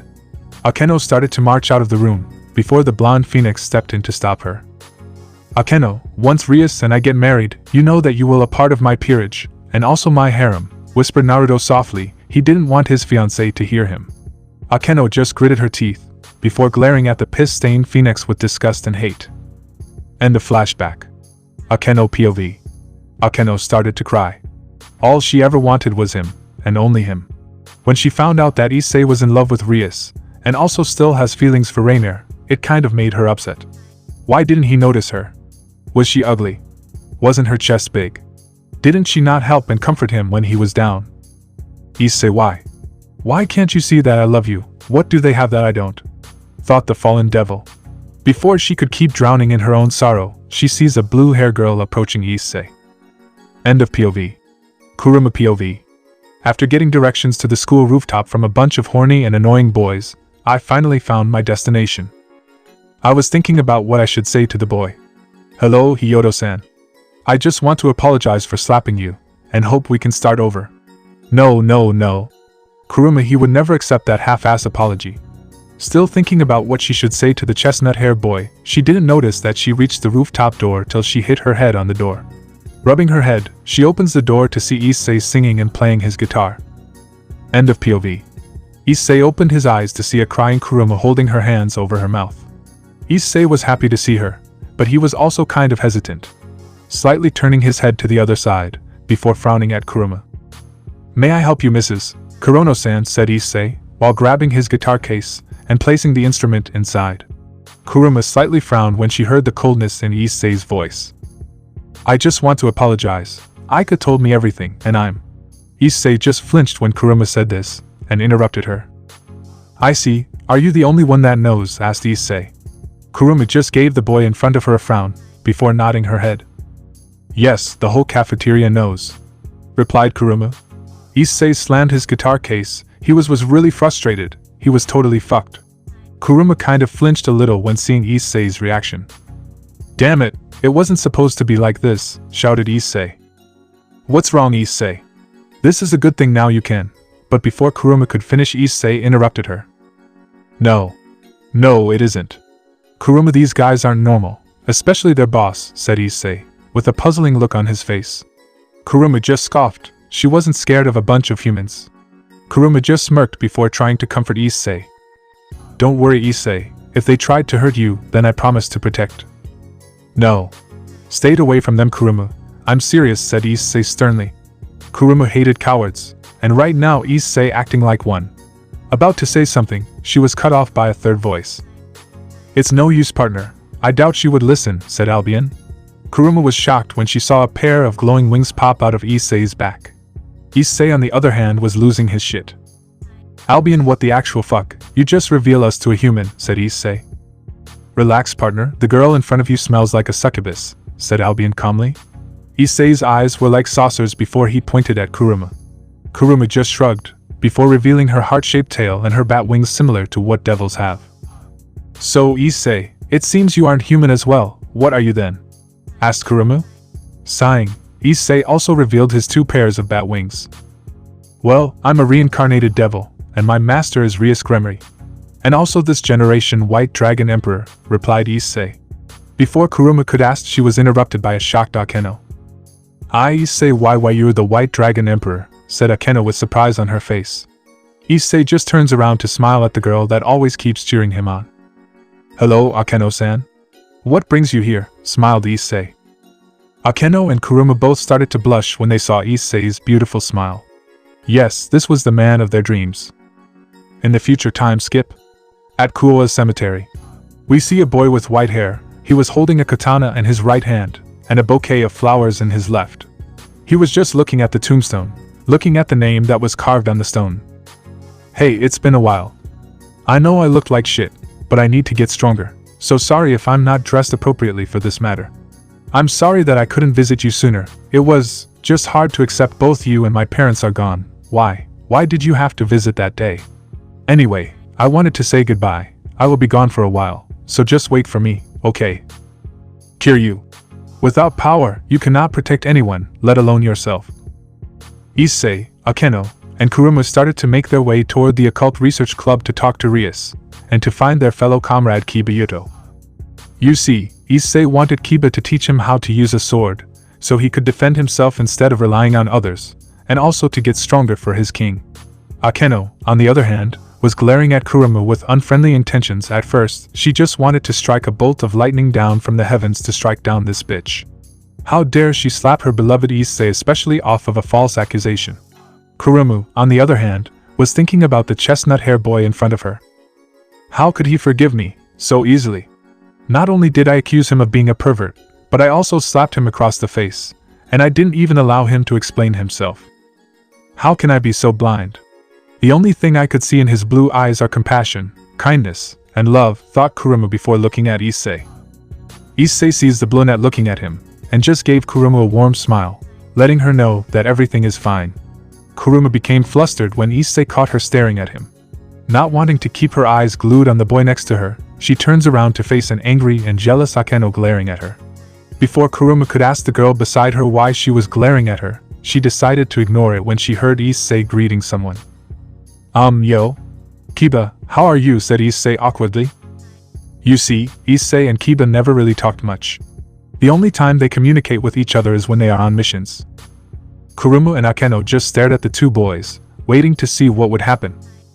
Akeno knew Kiba and Issei really didn't get along, due to them having different philosophies and morals.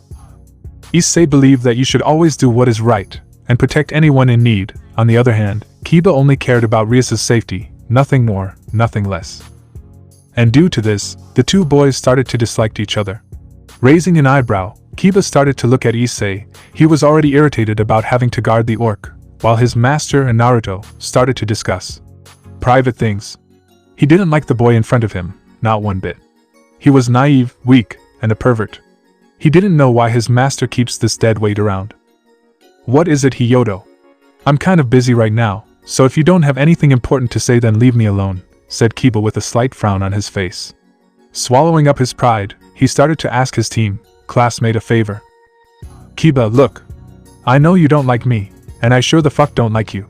But for Rias, and for the team, I was wondering if you could train me to use a sword, asked Issei in a serious tone. Kiba glared at Issei for a moment, before nodding his head.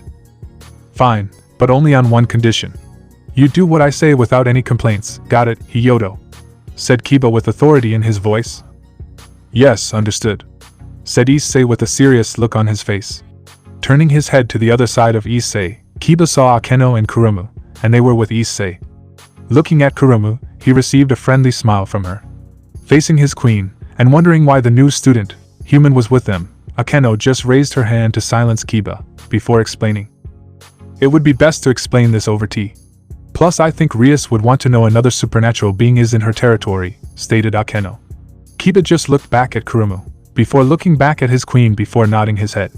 Unknowingly to them, Issei was opening the door to the club. Kiba quickly turns around to see Issei entering the club room. Hyoudou, no! Shouted Kiba, but it was too late. Issei just stood there looking at the sight in front of him. In front of him were three people naked, in front of him were the two girls that he loved, and the bastard that took them away from him. Naruto was smirking arrogantly.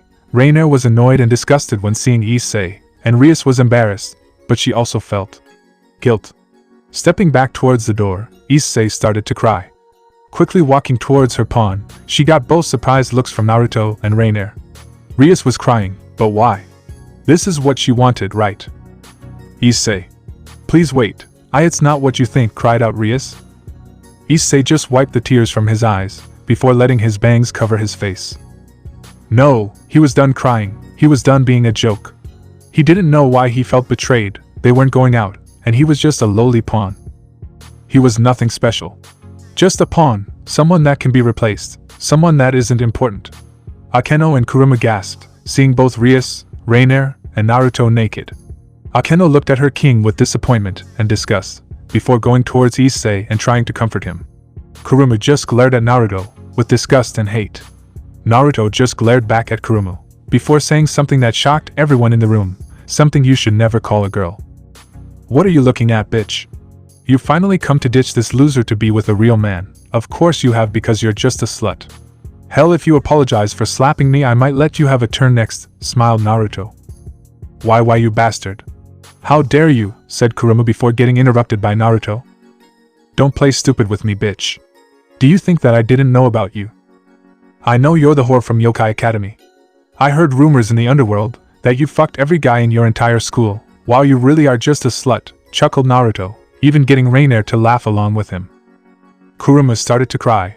Her reputation was already ruined, all because she trusted Sukun, the man that betrayed her and stole her virginity, a man that didn't even love her, and now she is paying for it. Now everyone in Yokai Academy and the underworld thinks she is some type of slut. Too upset to focus on her surroundings, she felt someone's hands on her shoulder. Looking up to see who it was Issei looking at her and giving her one of his warm smiles, before facing Naruto and glaring at him. What did you call her, Uzumaki? Growled Issei with anger in his voice, before his eyes glowed blue due to Albion's draconic influence. Naruto just smiles before his eyes turn green because of Drake's influence. Let's see. Oh yes. I called her a bitch, slut, and whore. I don't know why you are so mad. Pawn of Rias, smirked Naruto. Take it back now. Kuruma isn't a whore, and you know it, Uzumaki, said Issei before glaring at Naruto. Naruto just snarled before glaring at Issei with hate in his eyes. Watch your tongue, you low-class trash.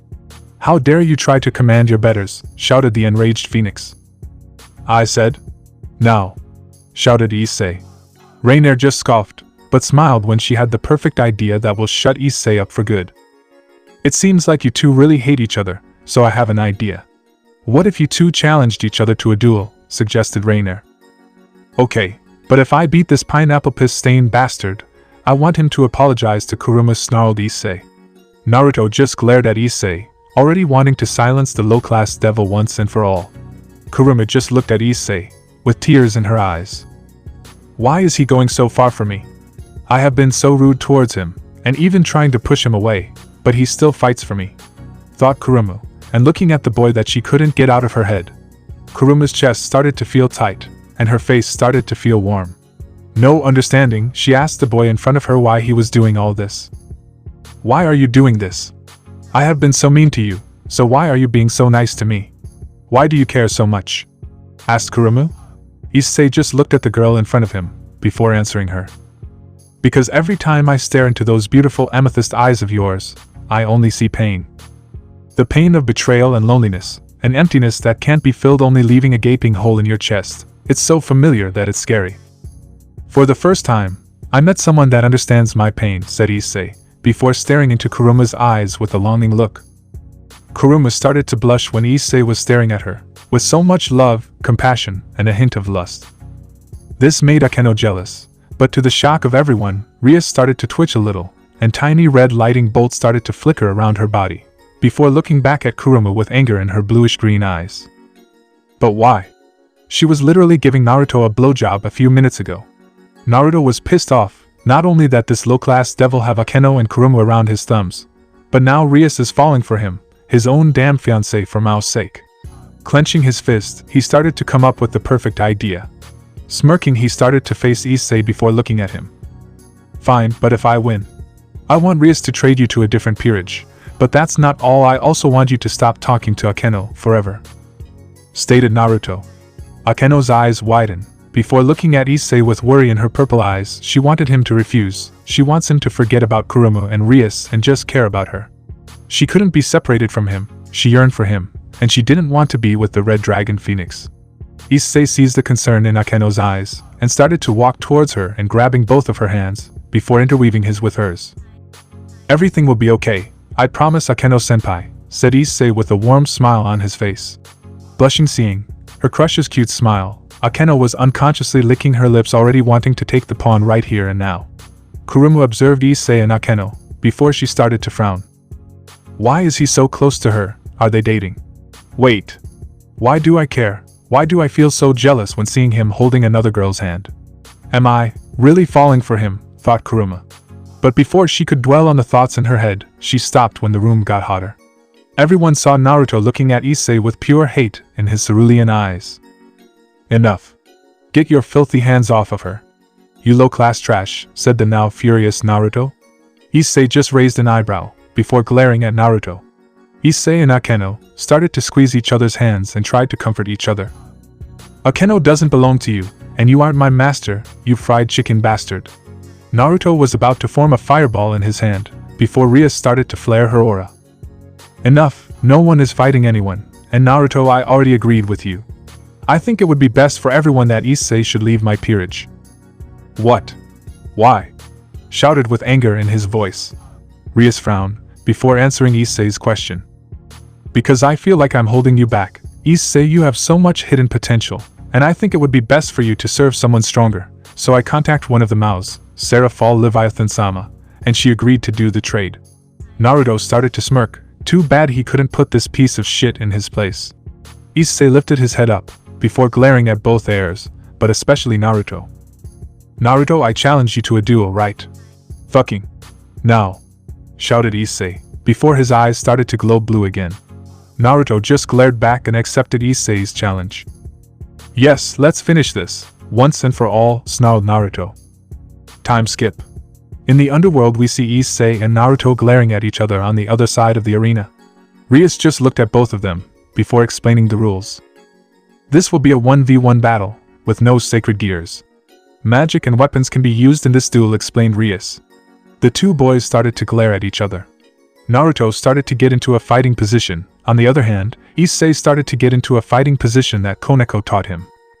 Smiling, seeing how pathetic this lowly pawn was, Naruto started to engulf his fist with the flames of hell, before charging at Issei and slamming his fist into his gut. Issei started to spit out some blood, before he was kicked in the air by a flaming enchanted kick. Kuruma and Akeno looked in horror, seeing the difference between Issei's and Naruto's powers. Issei falls on his back, before coughing up some more blood. Naruto just looked at Issei with disgust, before mocking him. Like I said, trash will always be trash, nothing more, nothing less. You should have just accepted everything, and you wouldn't be in this situation. This will be the last place you will be seeing, you low-class piece of shit, said Naruto, before stumping Issei deeper into the ground. Arg, shouted Issei, before spitting out a huge amount of blood. Akeno and Kuruma both started to cry out for Issei. Hell, even Rias was worried about her pawn's safety. She knew what Naruto was capable of doing to him. And that fallen angel bitch Rainer was just laughing evilly, before receiving glares from the three girls. Blinking for a couple of seconds, she started to say something that just made Issei snap. Don't give me that look, it's not my fault that it's hilarious to see this weakling get destroyed by a true man. He is nothing but a perverted weakling, that can't even protect a poor innocent nun. Instead, he lets his killer, and by the way ex-girlfriend, yes ladies, I will always be the first girl in your Issei-kun's hearts.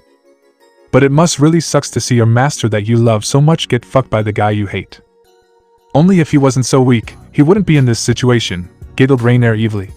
Kuruma and Akeno wanted to kill Rainer for what she said, and Rias just looked down in shame. Issei just froze when he heard what the fallen angel said. Yes, because he was weak, because he was a human, reincarnated devil. He wanted more power, absolute power. Issei started to hear that voice again from his past, his true self. Do you finally understand now you're weak? You have always been weak, you couldn't protect our sister or our mother, and not even Asuya. Shut up. Oh, what's wrong? Did I strike a nerve? Rainer's right, you know. If you weren't so weak, none of this would ever happen, she would be dead, and Asuya would have lived. Shut up. Make me then. Oh, I forgot. You can't because you're weak, Issei. But if you let me take control again, if you finally embraced me and accepted me, then we can finally end them. Really? You mean it? Yes, just let me take control, and I will end this. Just leave everything to me, so sleep and let go, and unleashed everything. Okay, I will sleep. Yes, sleep, and let me handle this. Back to the real world. Issei started to scream and unleashed a bluish-purple aura that started to surround his body. Arghar! Shouted Issei. Before getting engulfed by the light, Naruto got blasted away and slammed on the other side of the arena. Kurumi, Akeno, Rias, Reiner, and Kiba were shocked when they saw what happened. Kurumi, Akeno, and Rias were worried what was that light around Issei, and Reiner couldn't accept all that power came from that weakling. Stepping out of the dust cloud was Issei. His body was radiating an unknown and ancient power. Behind him was a spectral being created from Issei's will and desire for power. His demonic energy was a violet, purple, and black color. Issei's demonic energy kept swirling around his body, like it was trying to consume his entire being.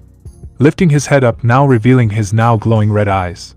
His bangs were slightly white, but not making a huge impact on his hair. Everyone was completely shocked, all having different reactions.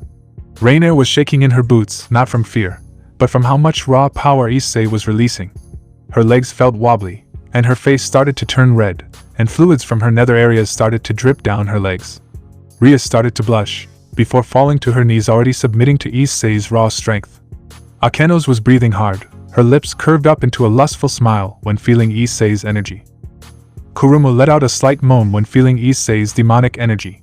Putting her hand over her chest, and trying to catch her breath, she just looked at Issei with fear, worried, and lust. Kiba turns around to look at his fellow peerage member, with surprise and fear. Issei Hyoudou? Asked Kiba. Issei just turned around to face his fellow peerage member, and glared at him with his icy, defiant blue eyes, and started to ignore Kiba. Analyzing himself, he started to frown. How pathetic. Well, but I guess this will do, for now at least. Chuckled Issei, before turning around to see Naruto standing up on his feet, and glaring at him. You bastard. What are you?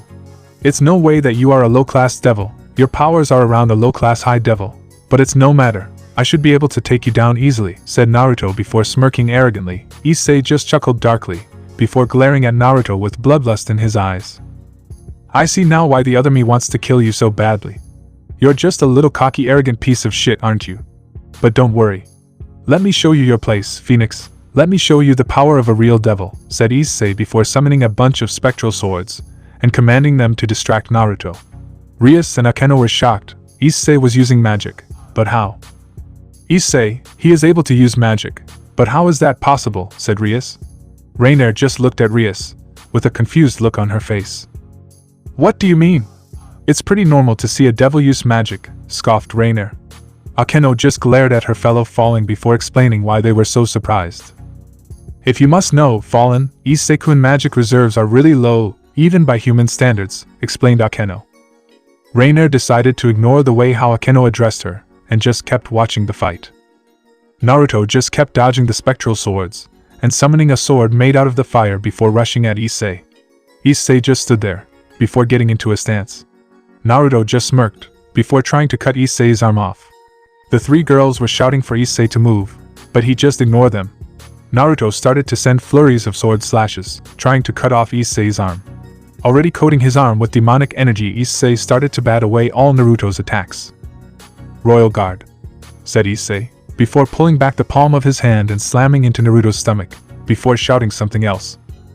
Royal Release, shouted Issei, before a bunch of buildup of demonic energy started to go through Naruto, sending him flying across the arena. Everyone's eyes widened at what Issei has just done to Naruto. What was that? Shouted Reiner. Impossible, is that the Royal Guard fighting style, said Kiba, with surprise in his voice. Rias just looked at her knight with confusion. Hyoudou, you know what Issei did? Asked Rias.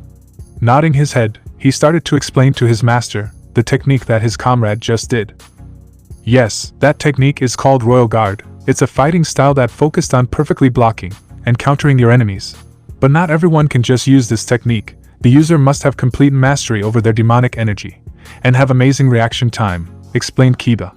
Kuruma just looked back at Issei with amazement. Rias was completely shocked, and Akeno was smiling seeing how powerful Issei truly was. But wait. I thought Hyoudou was originally human. How is he able to have so much demonic energy? Questioned Rainer before looking at Rias. Rias just frowned. She also wanted to know how her pawn gained this much demonic power. Coughing up a large amount of blood was Naruto. He couldn't believe that this piece of low trash was able to do so much damage to him. Issei just looked at Naruto with disgust. Yes, the young phoenix might have the power of a high-class devil, but it's no point if you can't control that power. Tired of this fight, he decided to finish this. Summoning a spectral version of Yamato, he started to walk towards Naruto. "Show me your motivation, Phoenix," said Issei. Inside of the Gremory mansion, we see a beautiful woman soaking in a large pool that was the size of a Japanese hot spring. She was holding a cup of her favorite wine while reminiscing about her life. She had everything she ever wanted, except for her true love. Swirling the cup of wine in her hand, she started to frown. She wasn't happy, not ever since her true love disappeared. Originally she was engaged to a powerful devil, but one day her lover decided to betray their entire race to protect humankind. Standing up and revealing her beautiful naked body, she started to call her maid. "Diana, can you please fetch my bathrobes?" ordered the beautiful middle-aged woman. Quickly entering the bathroom, and holding her mistress's bathrobe, was a woman in her mid-20s. The older woman just frowned when seeing the girl. Diana, their servant, was a part of her husband's harem, and his favorite fuck toy. Presenting the robes to her mistress, she started to bow before offering them to her. "Here you go, Lady Venelana, will that be all?" asked the young servant. Venelana just waved her hand, letting the maid in front of her know that she was dismissed. She didn't hate the girl. In fact, she was happy that her husband was more focused on his harem instead of her. She never loved him, and the only reason why she married him was because Zeoticus forced her to, by threatening to kill her entire family if she didn't agree to his proposal. On their honeymoon, Zeoticus forced himself onto her. She tried her best to fight him off, but she just wasn't strong enough. That night she cried herself to sleep, hoping that her dark knight will return to save her, but unfortunately, he will never come. 9 months later, after that horrible night, her first child Surzex Gremory, or now known as Surzex Lucifer, was born. At first, she hated the child, but once he opened his beautiful bluish-green eyes that were filled with so much innocence, her motherly instincts started to kick in. She was so glad that Surzex inherited her kindness. Rias also inherited her kindness, but due to Zeoticus spoiling her, and already manipulating her thinking that she actually had control over her life. Opening up her balcony, to get some fresh air, she felt a large surge of demonic energy. Putting her hands over her mouth, before tears started to roll down her cheeks. Her lips started to quiver, and her heart started to beat rapidly. "No, this can't be. This power, no. No. No. It can't be. He vanished over 1,000 years ago." "Sparda, my love, have you finally returned?" whispered Venelana to herself. On the other side of the Gremory mansion, it was a man sitting in his office. He was sipping on his bourbon, and enjoying this peaceful day. Under his desk was one of his maid taking care of his needs. Before taking another sip of his drink, he felt a surge of powerful demonic energy around low high class. Not caring about the surge of power, already knowing another ultimate of high-class devil would take care of it, but why did this power feel familiar? Deciding not to dwell on it, he continued to enjoy the pleasure coming from his servant's mouth. Break. Everyone just stared at the spectral weapon in Issei's hand. The spectral weapon started to glow an ominous violet color once Issei got closer to Naruto. Before Naruto could get up, the spectral being behind Issei grabbed Naruto's head before throwing him up in the air. Naruto just opened his eyes before smirking. A pair of flaming wings burst out of his back, and healing all his wounds. Naruto started to glare at Issei before taunting him. "That was really foolish of you. Don't you know anything about the Phoenix clan? The sky is our playground, and what makes us so deadly in combat? And now my wounds are healed, I can finally end you, you lowly pawn," shouted Naruto before a spiraling ball of fire started to burst from his hand, before taking the shape of a shuriken. "Now die, you peasant," shouted Naruto before throwing the flaming mass of energy at Issei. Naruto used Hellfire Rasen Shuriken. Akeno and Kuruma were terrified when seeing the large attack that was approaching Issei at high speeds. Kuruma got out of her seat, before screaming at Issei to move. "Issei, Move out of the way, don't you see that attack coming directly at you? Shouted Kuruma. She was worried about him. Yes, it's true what Issei just did was impressive, but she doubted he could stop that attack head-on. Issei just ignored her, before quickly flashing out of the way while leaving violet blue after images. Naruto just growled at Issei, before making 2 more hell flames Rasen shuriken in both of his hands, before throwing the 2 flaming shurikens of death at Issei. The spectral behind Issei started to grow bigger, before grabbing the 2 attacks in both of its hands and tossing them back at Naruto. Naruto's eyes started to widen, seeing what Issei has just done. No one has ever stopped his Hellfire Rasen Shuriken before, let alone threw it back at him. Gritting his teeth, he started to put more energy into his wings before zooming into the air, and turning directly at Issei, before engulfing himself in hell flames to crash into him. Issei just got into an Iaijutsu stance, before a bunch of demonic energy started to surround him. Naruto just looked at Issei with fury, before shouting vile insults. "You fucking low-class piece of shit, why won't you just die?" shouted Naruto. Ria started to get up from her seat and tried to end this fight. This was supposed to be a friendly duel, not to the death. "Naruto, stop. What are you doing? Are you really trying to kill Issei?" shouted Rias. Naruto just scoffed, and ignoring his soon-to-be fiancée, he really didn't care about Rias. Don't get him wrong, he thought the girl was extremely beautiful, but she was just a breeding stock to pump out more powerful children for the Phoenix clan. Now her Queen Akeno is the only thing he wanted, but why? Well, that's a secret. Issei starts to glare at Naruto, before saying something. "You shall die," said Issei, before moving extremely fast. Everyone was confused when Issei just disappeared at the speed of light, leaving purple after images of himself, before slashing Naruto over 1,000 times. Naruto just froze, but once Issei's spectral Yamato disappeared, Naruto started to scream in pain, before passing out, due to the immense pain he was feeling. A pool of blood started to form underneath him. Everyone was shocked, especially Rainier. And to her horror, Issei started to glare at Rainier, before quickly flashing next to her, and grabbing her by her neck. Rainier just looked at the monster in front of her. She didn't want to die, she didn't want it to end this way. Tears started to form in her eyes, before she pleaded for Issei to spare her life. "Issei, please don't. I'm sorry, please spare me," cried out Rainier before trying to break free from Issei's grasp. The other 4 were just watching in fear. Was this person really Issei? And if it was, then who is Issei Hyoudou? A golden amulet and a picture of a woman with blonde hair fell out of Issei's shirt pocket. Kuruma saw the items fall out of Issei's pocket before picking them up, turning the photo around to see a beautiful woman with long, beautiful blonde hair. Rias also sees this, but before she could say something, a spear of fire pierced through Issei's stomach.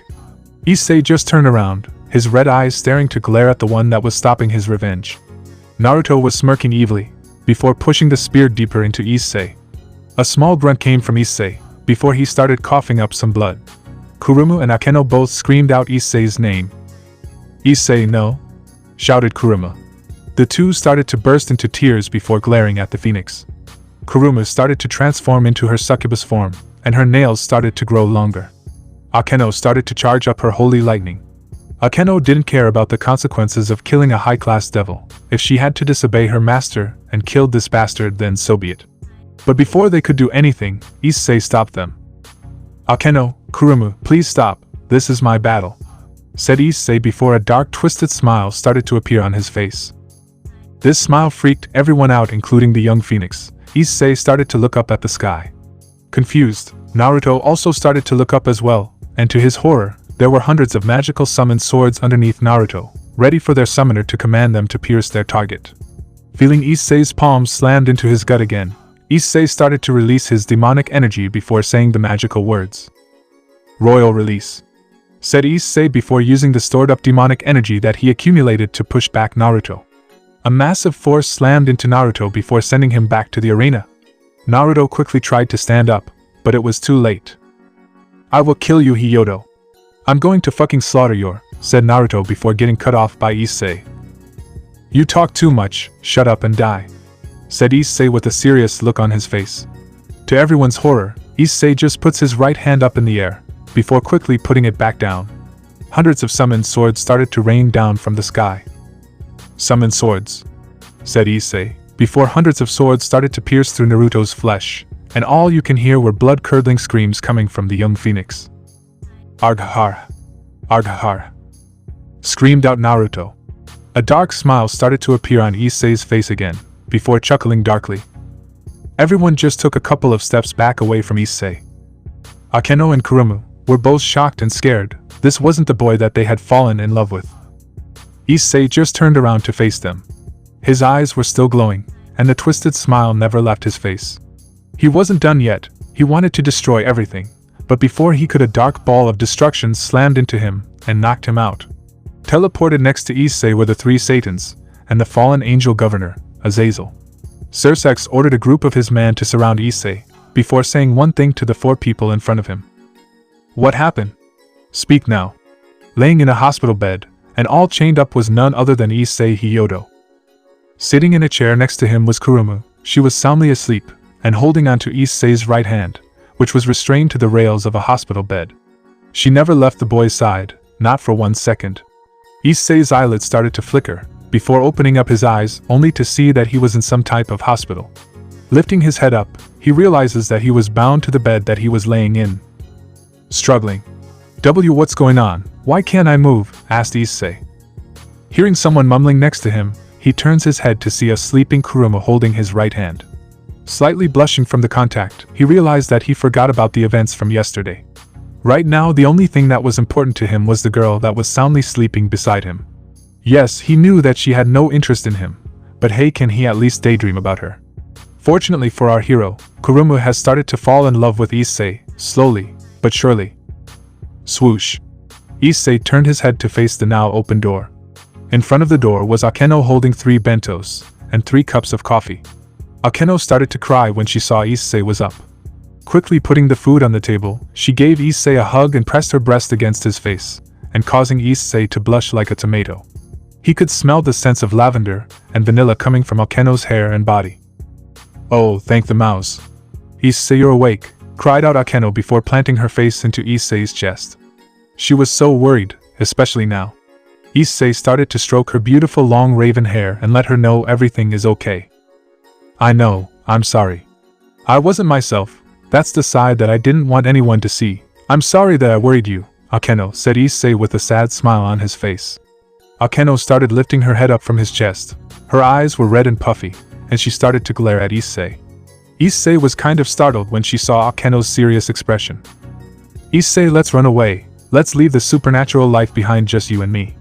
I promise that I can make you happy if you only. Issei puts one of his fingers over Akeno's lips, before frowning. Issei gently placed his left hand on Akeno's face before looking her in the eyes. Serious. Akeno-senpai, tell me what happened, said Issei in a serious and calm voice. Akeno started to wipe the tears out of her eyes before explaining to Issei what happened after the battle. Flashback. The Underworld Council. We see the 4 Maos, the Devil Council, Rias, and Akeno in the conference room. They were all discussing and thinking about how to handle the enigma called Issei Hyoudou. I say we execute him. Not only that he almost killed a child of the Phoenix clan, by the way, is an accomplishment of itself, but the enormous demonic energy he was releasing was a high-class devil. It is impossible for a low-class devil to have that power, let alone a newly reincarnated devil, exclaimed one of the higher-ups in the underworld. Another council higher-up stood up as well and agreed with her fellow councilman. Yes, Issei Hyoudou is a complete mystery. We checked every file containing any information about him. Apparently, Issei Hyoudou was adopted into the Hyoudou family at the age of 8. His birth parents are unknown. It is possible that one of Issei Hyoudo's parents was an extremely powerful devil, or a descendant of one, explained the councilwoman. Rias and Akeno couldn't believe what they were hearing. What do you mean? And no, this is unacceptable, I will not let you kill him, screamed Rias. One of the councilmen just glared at Rias, before saying his piece to her. Quiet, Gremry. This is your fault for not keeping your pawn under control. Because of your careless action, one of the Phoenix heirs is badly injured because of that pawn of yours. And even if we did want to spare the boy, the Phoenix clan already wanted his head, spat the furious councilman. Akeno burst into tears, begging them to spare Issei. Please don't. It wasn't Issei-kun's fault, it was all Naruto's. At first, it was just a spar, but Naruto took it too far and tried to kill Issei. Ever since Naruto showed up in Kouh, he has been extremely hostile towards Issei, even going so far as to put him in a coma for 3 months, cried out Akeno. Surzex, Serafal, Ajuka, and Azazel were shocked when hearing this. The blonde joy of sunshine they knew wouldn't do such a thing. Surzex just frowned at Akeno. He was unpleased what he was hearing and didn't know why his sister's queen would lie about this. Akeno, I know you have feelings for Hyodo-san, but I wish you wouldn't lie about this. He almost killed a high-class devil, and that crime is punishable by death, said Surzex seriously. Akeno's eyes widened. Turning to Rias, so she could explain to her brother what really happened, she realized her king was silent, not saying a single word. Tell them, my king. Tell them it wasn't Issei-kun's fault, pleaded Akeno. Rias kept silent, not saying a word. Akeno grabbed her hands, begging Rias to say something. Doesn't she know that Issei's life will be in danger? Rias looked up at Akeno with tears in her eyes. She didn't know what to do. If she said anything that ruined the relationship between the House of Gremory and the House of Phoenix, her father would punish her. But if she didn't say anything, Issei will die. Finally gaining the courage, Rias started to open her mouth to explain what really happened.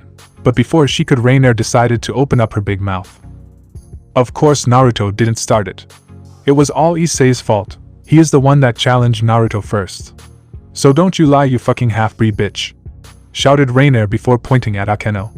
Akeno started to grit her teeth with irritation before glaring at Rainier with hatred in her eyes. Yes, you're right, Issei-kun did challenge Naruto to a duel, but my Mao. That's enough, Akeno, commanded Surzex in a stern voice. He didn't have time to hear any of his sister's queen's excuses. Actually, my lord, that is half true. Hyodo-san did request a duel against Naruto Phoenix, but it was only supposed to be a simple sparring match before Naruto took it too far. Just like Akeno said, for some reason, Naruto has been extremely hostile towards Issei even before they met, said the mysterious voice. The serious expression on Serafal's face turned to excitement when recognizing the voice. Stepping into the conference room was none other than Sona Citri, of the House of Citri, and the younger sister of Serafal Leviathan. Sona-tan, shouted Serafal before rushing over to Sona to give her a sisterly hug. Sona started to blush in embarrassment when her sister hugged her. She hated when she does this, and thought it was improper for a Mao to do such things, even if it was her own sister. Sister, please stop doing this. This is inappropriate for a Mao like yourself to be acting this way, scolded Sona. Serafal started to pout at Sona before walking back to her seat and silently crying to herself, repeating, Sona hates me. Everyone in the room had imaginary sweat drops dripping from the back of their heads, seeing how obsessive the Leviathan truly was towards her younger sister. Surzex started to cough to get everyone's attention before looking back at Sona, waiting for her to explain the events that happened yesterday. Sona nodded her head, before casting some illusionary magic to replay the event that her familiar captured yesterday. Now die, you peasant, shouted Naruto before throwing a flaming mass of energy at Issei. Naruto, use Hellfire Rasen Shuriken. Issei, move out of the way, don't you see that attack coming directly towards you? Shouted Kurama. Sona fast forwards to another scene, and already seeing the shocked expression of the three Mao and the governor of the fallen angels, and the Devil Council members. But it wasn't because of what Naruto did, their attention was focused on Issei. Seeing Issei's false devil trigger transformation in all of its glory shocked them. Everyone just looks at the monstrosity behind him. They continued to look at the spectral being with awe and fear. They know one thing for sure, Issei Hyoudou wasn't any normal being or a normal devil, that is for sure.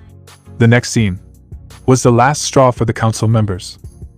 Royal release, said Issei before using the stored-up demonic energy that he accumulated to push back Naruto. A massive force slammed into Naruto before sending him back to the arena. Naruto quickly tried to stand up, but it was too late. I will kill you, Hyoudou. I'm going to fucking slaughter you, said Naruto before getting cut off by Issei. You talk too much, shut up and die, said Issei with a serious look on his face. To everyone's horror, Issei just puts his right hand up in the air, before quickly putting it back down. Hundreds of summoned swords started to rain down from the sky. Summoned swords, said Issei, before hundreds of swords started to pierce through Naruto's flesh, and all you can hear were blood-curdling screams coming from the young phoenix. A council member stood up and shouted, This is impossible, how is he able to do this? Who is this child? Screamed one of the councilmen. An uproar begins to take place in the conference room. Some of the high-class devils wanted Issei dead, and the others wanted to give him his own clan, so they could arrange marriages for their daughters to marry him. Tired of the shouting, Surzek lifted his hand to silence the people in the room. Seeing that everyone was silent, he looked at his sister and wanted to verify something. "Rias," said Surzek in a commanding voice. Rias snapped back into reality when she heard her older brother's voice. She was so focused on the turmoil that was conflicting in her heart, and she shut everything out, not paying attention to the conference. Did she really love Naruto, or maybe was it Issei? Regardless, Rias got out of her seat in an elegant way before answering her brother. "Yes, Lucifer-sama," answered Rias. Surzek was slightly worried about his sister. It wasn't normal for her to be quiet about things like this, especially when this concerned one of her peerage members. Opening up his mouth, the king of the devils started to speak. "If I remembered correctly, before your pawn demonstrated this large amount of demonic energy, he had another special ability, one that you said was really rare and amazing." When Rias heard this, a light bulb appeared in her head. Maybe if they found out that Issei was the White Dragon Emperor, all the council members that wanted his death will change their minds. But it could also be a bad thing. They might try to kill him out of fear. Well, I have little choice. All I hope is that my brother decided to see Issei as a future companion instead of a threat, thought Rias with a serious expression on her face. "Rias," said Surzek, breaking Rias out of her thoughts. Rias just nods her head before explaining. "Sorry, Lucifer-sama. Issei Hyoudou, the pawn that I was discussing with you and Lady Leviathan, possesses one of the 13 Longinus called Divine Dividing. It is the sacred gear that contained the soul of Albion Gwyber, the white heavenly dragon of Supremacy," explained Rias. Everyone in the room just stayed silent, already having enough surprises for today. Surzek just smirks, realizing that he has 2 dragons on his side. Well, that's what he thought. Seraphal just had a smile on her face before speaking. "So this is the pawn you were speaking of, Rias. I see why you wanted to trade him to me. He has much potential. And he is also kind of cute," giggled Seraphal, before looking back at the projection of Issei's recording. The other council members all have conflicting looks on their faces. The advantage of having 2 heavenly dragons on their side will make their factions one of the strongest in the supernatural world. Also, they might be able to use the boy as a sperm donor to make powerful offspring to boost the power of the devil faction. But on the other hand, this can all backfire, and the boy would go on a rampage in destroying the underworld. A couple of minutes passed before one of the council members stood out of their seats to give them their answer. It really didn't matter, due to Surzek being the final one to decide Issei's fate. "We decided to spare the boy, but there are a few things we asked you to do, Mao-sama," asked the council member. Lifting one of his eyebrows, Surzek started to ask what are these conditions they are requesting for. What might these conditions be?" said Surzek. "Well, Mao-sama, already seeing that this boy will be under Lady Leviathan's supervision, we wouldn't have to worry about him going out of control. But due to him having powerful demonic blood coursing through his veins, me and the other council members request for you to let Hyoudou Issei be in an arranged marriage with 4 noble women of our choosing," requests the council member. Surzek just frowned when hearing this. He didn't like arranged marriages, especially seeing that his dear friend was in one. Yes, Rias was in one as well. But due to her liking Naruto, he wasn't worried about it. But unknowingly to him, Rias was rethinking her feelings about Naruto. Seraphal just frowns upon hearing what the council wanted to do with her newest and only pawn. She definitely knows how it feels to be forced arranged marriage, due to her being engaged to the 3rd youngest of the Phoenix clan. Akeno just dropped on the floor when hearing the news. Yes, due to them being devils, polygamy wasn't a problem. But she didn't want some random skanks in her Issei-kun's harem, especially one that doesn't love him. Surzek just closed his eyes, already knowing this was the only way to save the young man's life. Sighing, he started to give them his answer. "Okay, I agree with these terms. You have till tomorrow to send, or speak to the families of the devils that are willing to marry their daughters off to him. Now if that's all, I would like to get back with my son and wife," stated Surzek before disappearing out of the magic circle, and followed by the rest. Rias, Sona, and Akeno just stood there thinking about the future of Issei Hyoudou. Flashback end. Issei's eyes widened upon hearing about his fate. Not only that he is leaving Rias's peerage, but was also in an arranged marriage. "What?" screamed Kuruma. Apparently, she has been up ever since Akeno started to explain to Issei about the events that happened at the Devil's Conference Room. Akeno just glared at her with tears in her eyes, acting slightly bitchy towards Kuruma. "You heard me, succubus, this is all your fault," spat Akeno. Kuruma had a surprised look on her face before glaring right back at her, and asking why it was her fault. "How is it my fault?" shouted Kuruma. "If you hadn't come to this school, none of this would have happened. Issei wouldn't have met you, and wouldn't have defended your honor. Just do us all a favor and go back to where you came from. Issei-kun doesn't need a whore." "Akeno-senpai, that's enough," shouted Issei. His facial expression was mixed with disappointment and anger. "Look," said Issei, pointing his finger at a now crying Kuruma. Akeno just froze, realizing that she just made a mistake. Opening her mouth and trying to make amends to the succubus in front of her, unfortunately, she couldn't do it because Kuruma quickly stormed out of the room. Issei just sighed, wishing that he was out of these restraints so he could follow Kuruma. Akeno just looked at Issei with guilt in her eyes and tried to apologize. "Issei, said Akeno before getting cut off by Issei silencing her to be quiet. "I know that you didn't mean to, Akeno, but you really have to be careful how you speak to people. You know Kuruma isn't to blame for this. Yes, it's true that me and her started off rocky, but I chose to fight Naruto. And I'm just paying the consequences for my actions." Akeno started to cry. She knew. But why can't people just give him a break? Why does the world want to see him suffer? Why does the world want to see her suffer? "Issei-kun, I know, BBU, but it's just not fair. Why are you the one that has to suffer all the time?" cried Akeno. Issei just rubs his fingers across her hair before giving Akeno a sad smile. "It's okay. I'm used to it." Phoenix House. The Phoenix family was disturbed by hearing the events that happened yesterday, against the battle between Issei and Naruto. The majority of the Phoenix family was furious hearing that a no-name reincarnated devil took down one of their family members so easily, really put them over the edge of their seats. Naruto's parents and his older twin sister were currently in Naruto's room by his bedside, looking at their son's unconscious state.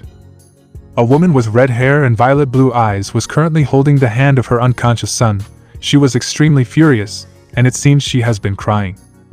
This was none other than Kushina Phoenix, a reincarnated devil that was born into a family of ninjas called the Uzumaki clan. Next to her was her husband, Minato Phoenix, the younger brother of Lord Phoenix. He was currently putting one of his hands on his wife's shoulder, trying to comfort her.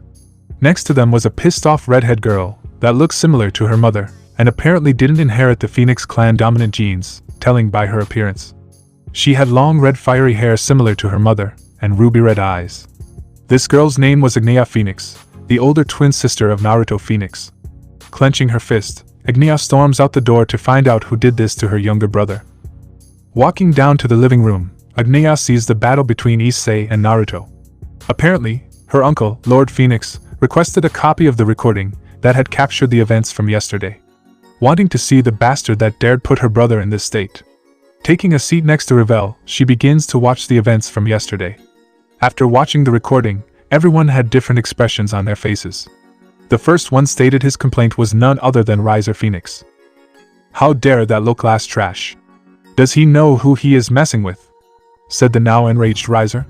Next was Revel Phoenix. He was the next successor to the House of Phoenix, and the eldest child. He was calm, and the total opposite of his brother, but once you messed with his family he becomes a different person. Yes, I will have to agree with Riser on this. We cannot allow him to go unpunished, regardless of what Lucifer, Sama said Revel, exclaimed. Yes, he needs to die. And I will be the one that kills him. No one hurts Naruto and gets away with it, said Agneya. Lord Phoenix just gave both of his sons and his niece a glare, letting them know to be silent. Silence. You three need to watch your tongues. Never question Lucifer-sama's decisions, I mean ever. If you ever plot on going against our king's back, I will personally handle you myself. Do I make myself clear? Commanded Lord Phoenix before turning around to Revel with a disappointed look in his eyes, before scolding his son, due to him being the eldest and his successor, and thought Revel knew better. Revel. You disappoint me greatly. I expected you to be reasonable. Yes, what this young man did to Naruto was unforgivable. Even if Naruto was the one that started this mess in the first place, the boy could have easily ended the battle quickly by knocking him unconscious. But plotting to ignore our king's order is more unforgivable, clarified Lord Phoenix. Agneya couldn't believe what her uncle was saying. Agneya POV. I can't believe what I was hearing. He expected me just to forget about this. Forget how my brother was almost slaughtered by a lowly reincarnated devil, a common low class, that doesn't have any influence in the supernatural world. Yes, he might be strong, but he wasn't on my level.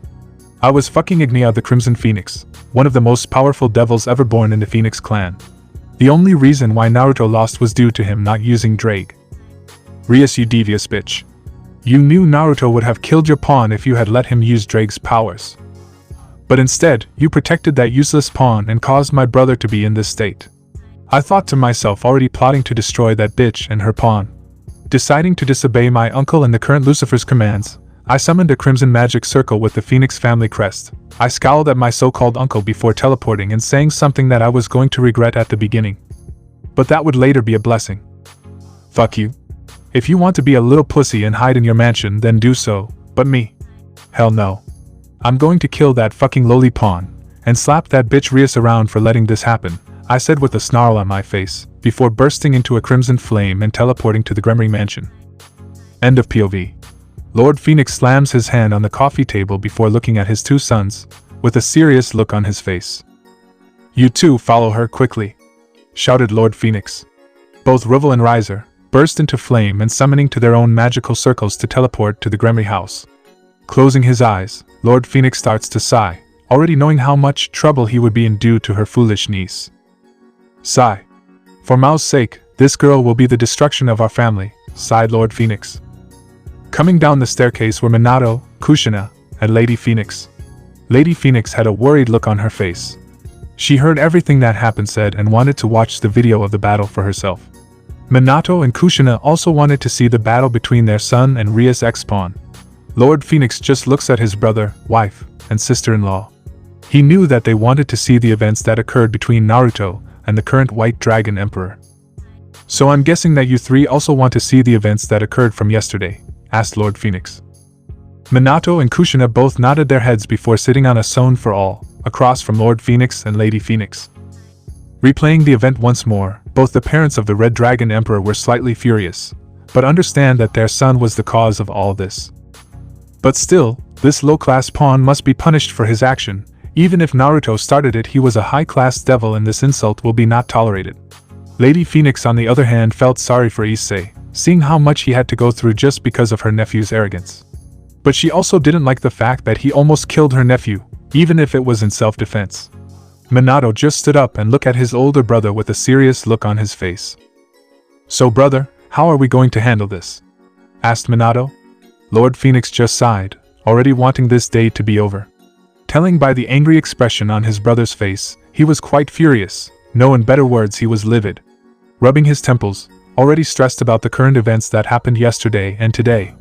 So just like explained to his two sons and niece, he started to explain to his brother. We won't do anything. Mao-sama made it perfectly clear that we would leave the boy alone. I know how you feel, but... Know how we feel. Know how we feel. Know how we feel. My son was almost killed. And you just want us to sit back and let this go. Screamed Kushina. Lord Phoenix gave Kushina a stern glare, letting her know to be silent. Kushina's glare and anger never wavered. Minato decided to step in to calm his wife down, gently putting his hands on his wife's shoulders and shaking his head, letting her know to let it go. Kushina had a hurt expression on her face before looking back at Minato. Are you serious, Minato? Are seriously going to let this go, said Kushina. Minato closed his eyes, already knowing the truth. Naruto was in the wrong, but still. It's his son, his baby boy. But not wanting to bring more shame on the Phoenix name, he reluctantly agreed with his other brother. I'm sorry, Kushina. But Nisan is right. It's true that the boy could have easily knocked Naruto out. But it's Naruto's own fault. He was the one that tried to kill the boy first. He even used a variant of Rasengan on him, a move that I have forbidden him to use. Also, we cannot disobey Mao-sama's orders. If we do that, we would put shame on the entire House of Phoenix. Kushina just glared at Minato before slapping him. Minato just frowned, seeing his wife's broken state. That's all you care about? How it would affect your family's standing in the underworld? Minato, that's our baby boy. And you going to sit back and let the person responsible get away with this? Said Kushina before going back upstairs to her baby boy. Lord Phoenix just sighed and looked at Minato. I'm sorry, brother. But this must be done, said Lord Phoenix. He wasn't happy either, but due to Mao-sama's orders, it wasn't anything he could do. Minato just nodded his head, already understanding his brother's reason. Lord Phoenix just sighed before looking at the youngest daughter Ravel. So daughter, what do you think about this Issei Hyoudou boy? Ravel just blushed before looking down to the ground thinking about what she should tell her father about her secret crush. Well father originally, I only heard bad things about him, said Ravel. Lord Phoenix just frowned already having suspicions that this Issei Hyoudou was no good. Maybe he should ask Mao-sama to reconsider, but that idea stopped when he kept hearing Ravel speak. But it turns out those were actually rumors and not the full story. Apparently, Issei Hyoudou was protecting a bunch of kendo girls from my school from getting raped. Some college kids threatened to drug them if Hyoudou-san didn't get a photo of them naked. Hyoudou-san refused and took all the beating and abuse just to keep the girls safe, explained Ravel. Ever since she heard that Issei protected those girls, she slowly started to admire him. Lord Phoenix raised an eyebrow hearing how fondly his younger daughter was talking about the Hyoudou boy. But it was one thing for sure, Hyoudou Issei didn't sound like a bad person, but the opposite. About to ask his daughter some more questions, he was interrupted by one of his butlers. Lord Phoenix, someone from the Devil Council would like to have a word with you, spoke the butler.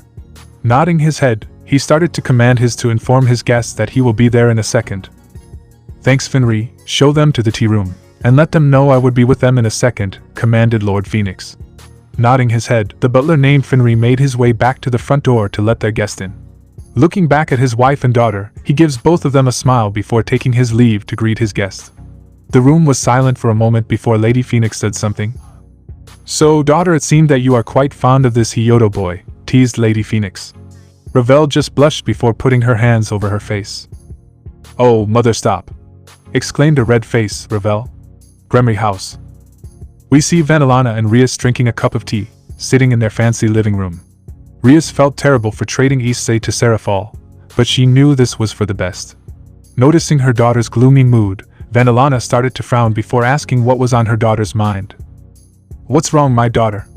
Why are you so gloomy? Asked Vanillana. She hated to see her daughter in this state. Rias tried opening up her mouth before shutting them. Now her lips were quivering and she was trying to hold back her tears. She finally realizes how terrible of a master she was. Neglecting her pawn's feelings, and believing some of the rumors from school about him. Yes, she was definitely not a good king. Standing up from her seat, Vanillana gave Rias a hug and caressed her crimson hair. The color that she hated so much, she wished Serzex and Rias would have inherited everything from her instead of that bastard she called a husband. A red magic circle of the Phoenix clan started to brighten up the room, getting the two Gremory women's attention. Bursting out of crimson flames was a pissed-off Agneya Phoenix. Rias and Vanillana were surprised to see the Crimson Phoenix in their living room uninvited. Agneya just glared at Rias, before screaming at her. You bitch, how dare you let your filthy pawn do that to my brother, I'm going to fucking kill you, said Agneya before summoning a crimson fireball in her hand. 7 months into future. We see a teen with white hair holding a katana in his right hand. Behind him was a crying Vanillana, begging him not to leave. Issei, please don't leave me. Don't leave me here with them. All I want is you. Why can't you understand that? Cried Vanillana. Issei's just turned around with those cold blue eyes of his before replying to Vanillana. Go home, Vanillana. I'm not my father, nor do I have any interest in you. All I want is power. That's all I need, said Issei before walking away. Vanillana had tears in her eyes. Issei, please. I'm pregnant and it's yours. Gremory Mansion. Agneya started to approach Rias before her aura began to take the form of a red flame. Rias, on the other hand, was confused and slightly scared. She was wondering why the Crimson Phoenix was trying to attack her. Vanillana stepped in front of Rias before glaring back at Agneya. She would be damned if she let this girl barge into her house uninvited and try to attack her daughter. She was charging up a powerful ball of destruction before asking why the Crimson Phoenix was here. Agneya, why are you here? And explain why you are trying to attack my daughter, asked a livid and irritated Vanillana. Agneya's face crunches up with disgust, before looking back at Rias. Because that whore of a daughter of yours is responsible for putting my brother in a fucking coma, roared Agneya before lunging at Rias, ready to slam her fiery fist at Rias's face. But before she could, a powerful wall of ice protected Rias and Vanillana. That's quite enough, Agneya Phoenix. You dare try to attack the current Lucifer's sister and his mother. I hope you're ready for the consequences of your actions, said an icily familiar voice. Agneya turned around, to see the wife and the maid of the current Lucifer, Graphia Lucifuge. Agnia just scoffed. If Graphia thought her threat would stop Agnia, she was sadly mistaken. Yes, it's true that Graphia will obliterate Agnia in a heartbeat, but that doesn't mean the Crimson Phoenix would go down without a fight. Step aside, Graphia. This doesn't concern someone like you, so do everyone a favor and go wash dishes like the good housemaid you are. Should stay out of high-class devil's business, snarled Agnia with an irritated expression on her face. Agnia wasn't scared of Graphia, she was just a traitorous servant that got lucky being the wife of the current Lucifer. Graphia's hair started to cover her face. It didn't matter what she did to try to redeem herself because some people in the Devil Society will still think she was just a traitor. Agnia started to smirk before insulting Graphia even more. Yes, a traitor, just like your traitorous brother and the rest of your household. The only reason why you are still alive is that Lucifer-sama is affectionate for you, but let's be honest, most of the underworld, especially the older generation, wants to see you dead. Also, next time speak with your betters with more respect. Agnia got cut off when she felt something slammed in her face. Ram. Flying across the room was Agnia with a bloody nose. To Venelana and Graphia's surprise, it was Rias that punched the redhead phoenix. Still clenching her fist, Rias was glaring at Agnia with so much rage. How dare she talk bad about Graphia that way? What gives her the right to judge her past? Couldn't she see how much good Graphia did for the Devil Society as a whole? People like her give high-class devils a bad reputation, thought Rias. Agnia started to pick herself up before growling at Rias. So you do have a backbone, after all. No matter, it was just a cheap shot, and it won't happen again, exclaimed Agnia before charging a massive crimson fireball and rushing at Rias. Now it's my turn, you stupid bitch, said Agnia before heading directly toward Rias. Rias just stood there shocked at how much power the Crimson Phoenix was producing. Venelana quickly started to rush over to protect Rias, while Graphia tried to put up an ice wall, but they wouldn't make it in time. Rias! Shouted both Venelana and Graphia. Rias just closed her eyes before mumbling her last words. I'm sorry, Issei. I'm sorry. I guess I won't be able to make amends with you after all, said Rias before closing her eyes, and waiting for the incoming attack to pierce through her chest. Agnia just smiled before thrusting her hands toward Rias's chest, but before she could, someone grabbed her wrist. Glaring at the person that dare stopped her from killing her target, she froze when she saw the current Lucifer. Surzek's Lucifer wasn't happy. Him and his son were about to go fishing today, but had to cancel their plans, when he felt a powerful burst of magic coming from his family's estate. Agnia just looked at the current Lucifer, and thought of a way to get out of this decision. Opening her mouth, she tries to make up an excuse. Lucifer, same I, tried to explain Agnia before Surzek raised his aura to silence her. He glared up for a second before snapping his fingers. 3 red magical circles started to appear, revealing Surzek's personal royal knights. Guards. Please show Mrs. Agnia over here to the dungeons.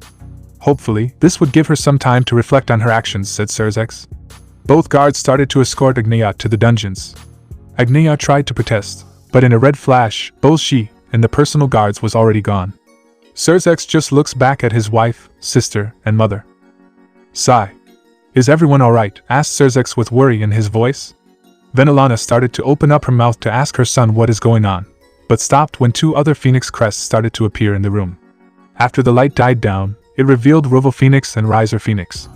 The 2 brothers' eyes started desperately trying to scan if their foolish cousin was in the room when their eyes saw Surzek's.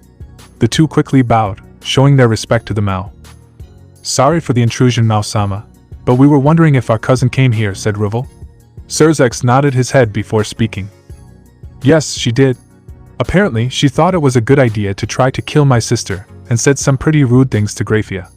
But don't worry, she is currently cooling off in the dungeons, replied Surzek. The 2 brothers started to gulp when hearing what their cousin did. Surzek just looked at his old friend Roval before closing his eyes. Roval, commanded Surzek with authority in his voice. Yes, my Mao, answered Roval, rubbing his chin. Please bring your household to my family's private hospital in the Gremry territory. It's something I want to announce, and I also think it is time for your family to meet my sister's ex-pawn, the White Dragon Emperor, stated Surzek before looking back at his sister and mother. Mother Rias, would you mind accompanying me and Graphia to the hospital? I don't know anything about Issei Hyoudou, and I'm sure my presence will only provoke him. Venelana just pointed at herself, confused why her son would ask her to accompany him. I do not mind, son, but why me? I never even met this Issei Hyoudou, and I only heard about him today. So, what good would my presence be in all this? Asked Vinalana. Meanwhile, in the deepest part of hell, we see a group of powerful evil beings that were sitting around a table. They were all here to discuss the power surge that they felt in the underworld. The first person to speak up was a being that took the description of the European version of the devil. It's no doubt about it. It was that fucking traitor's demonic energy, shouted the hulking being. Another being slammed his fist on the table before glaring at his fellow companion. Will you settle down, you insolent fool? We can't confirm that it's him. All we can know is that the seal was weakened, and some of the demonic energy that he left behind was leaking out of the seal, said another being. He looked more elegant, but you could tell he wasn't human. Aman. Jada. That's enough. We aren't here to bicker with ourselves. Instead, we should be trying to investigate that massive surge of power. And like you said, Jada, if this was the seal that caused this much surge of energy, then we need to investigate it. Yes, Argosax is right, we don't have time to bicker with each other. We all know Sparda is dead, due to him sealing the majority of his demonic energy in Tenmei Mikogami, said the bird demon, named Cyrene. Oh yes. This is most definitely Sparda's demonic energy, but it feels strange, said the demonic creature of beauty. What do you mean strange, my dear sister Lilith, said a demonic voice. Appearing out of the shadows was a being with 3 red eyes. He looked like some type of angelic-like being that had been corrupted. What I mean to say, that it feels like something else, like an aura of a dragon. Say, Mundus, didn't Sparda have children with a mortal? Asked Lilith. Mundus's eyes went wide, realizing what Lilith was implying. It couldn't be possible. My scouts made sure that the child was dead. It is no way that it could have possibly survived, stated Mundus. Lilith just faced palms, before looking at her brother-in-law with disappointment. Sigh. You do know normal ways of killing the child wouldn't have worked, right? It does possess powerful and royal demonic blood after all. I bet a couple of stabs and slashes wouldn't be able to kill the child, explained Lilith. Mundus just glares at Lilith. He was insulted that she would think that he was so idiotic enough to not think about the possibilities. Yes, it's true the child might have powerful demonic blood, but they were too young to be able to fully awaken it. Of course I did. The only possible way is to assume that the child isn't just a half-breed, said Mundus before looking at Lilith before continuing to speak. Lilith, didn't you say that you felt draconic energy as well? Could it be that the child was born with a sacred gear? Exclaimed Mundus. Lilith just snorted. And if he does, are you just going to chicken out? Oh, Mundus, I didn't know you were afraid of a half-breed that can't even control its power, teased Lilith. Mundus's 3 eyes started to glow menacingly, before hurling insults at the mother of all demons. You stupid bitch. Do you think this is some type of joke?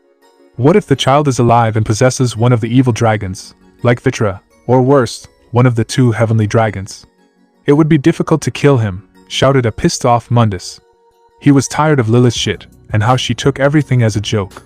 The smile on Lilith's face faded away, and replacing it with a cold and icy look. Angry, what did you call me? Said Lilith in a cold voice. Mundus just grinned, and before he could open his mouth he was silenced by a new voice. Enough. We aren't here to fight with one another, but to try to escape from this imprisonment. Now, said the man before walking out of his throne. He had blonde hair that was slicked back, his eyes were glowing red. He was wearing a suit and had golden angel wings. And above his head was a cracked halo taking the shape of 2 horns. All the demons just bowed, realizing that their leader has arrived. And Master El Lucifer, we apologize for our bickering. We are just a bit unnerved by the spike of demonic energy, apologized Jada. No need to apologize, about to explain Lucifer, but stopped when noticing one of the servants standing by the chamber doors. The servant was shaking uncontrollably, and trying to keep her head down, not to make eye contact with beings that could kill her at any second. If she even looked up, it would be a sign of disrespect. She was holding a basket of different types of fruits. Lucifer smirked before calling out the servant. You there? Said Lucifer. The girl just froze before raising her head and pointing at herself. Lucifer shakes his head before gesturing for her to come here. Yes, you. And please come quickly. I'm very famished, said Lucifer dramatically, quickly moving towards the morning star, not wanting to face his wrath. Getting on one knee, she raises the basket up in the air, and she offers the original Devil King to take fruit. Grabbing the apple, Lucifer starts to bite into it. Delicious. Now, like I was saying, you don't need to apologize, we are all just a bit jumpy. Not only is it possible that the traitor spawn is still alive, but on top of all that, the child might be in possession of a draconic sacred gear type, and could possibly be a Longinus type. This is very disturbing indeed, and something to be worried about, said Lucifer before taking another bite out of his apple. My lord, are you serious? It must be some type of mistake. That means... Yes, Aman, it is possible that the child might possess the divine dividing or the boosted gear, said Lucifer, before he finished eating his apple, and the only thing that remained was the stem. Looking at the servant, he gestures for her to come here. Following orders, the servant begins to kneel once again. Dropping the cord in her hand, he orders the servant to throw it in the trash, but due to her weak, tortured body, she accidentally trips over and drops the stem. Her eyes went wide, and before she could pick it up, Lucifer was already in front of her with the stem in his hand. He gave the servant a warm smile before trying to comfort her. It's okay. Let your hands out, said Lucifer with a warm smile on his face. The servant was hesitant for a while, but seeing that it was no malice coming from the Demon King, she gave him a small bow before accepting the remains of the apple. Smiling nervously. Thanks, Lord Lucifer. I promise it won't happen. Before she could finish her sentence, she felt a pain sensation from the left side of her face. Trying to feel the other side of her face, she realized it was missing. Lucifer's fingers were smoking, due to how hard he flicked the stem. The servants just fall on the ground dead. The room was silent for a moment before Lucifer started to speak again. Anyway, before I start, can someone please get this filth out of my presence? Screamed Lucifer. Two maids appeared before dragging the body out of the chambers. Lucifer just smiles before looking at his generals, and begin explaining his grand plan to escape this place, and take back the underworld, then the world. Break. Gremery Hospital. Issei POV. It has been 2 days since I arrived at the hospital. Apparently, the only reason why I haven't been released yet is that I'm under surveillance. I was currently writing some poetry in my notebook that was provided by the hospital. I guess they didn't see me as a threat anymore, and decided to release me from my bindings. Knock. Knock. Closing my notebook, I opened the door to see who it was. Standing in front of me was one of the girls that I have fallen deeply in love with. She looked nervous about something and tried her best to avoid having to make eye contact with me. Her cheeks were a rosy pink color, and her purple amethyst eyes were filled with excitement, but also a hint of fear. Slightly nervous and blushing. Hey Kurumu. What brings you here? I said with a warm smile on my face. Kurumu smiles back at me, still flustered. Well, I was wondering if you would like to have a picnic with me, said Kurumu while lifting up the giant basket of food. I started to frown. It was true that I can walk freely in the hospital, but that was because the guards didn't believe I was a threat and didn't have an intent of escaping. At the end of the day, I'm still a prisoner, and it doesn't matter how much exquisite they were treating me. The truth remains, I'm someone that needed to be watched, someone to be wary of. About to open my mouth to explain my situation, I was interrupted when someone enters the room. It was a nurse with a clipboard in her hand. The nurse just blinked a couple of times before speaking. Sorry if I'm interrupting anything, but Mao Lucifer-sama is here to visit you, informed the nurse. Issei nodded his head before looking back at Kurumu. Sad smile.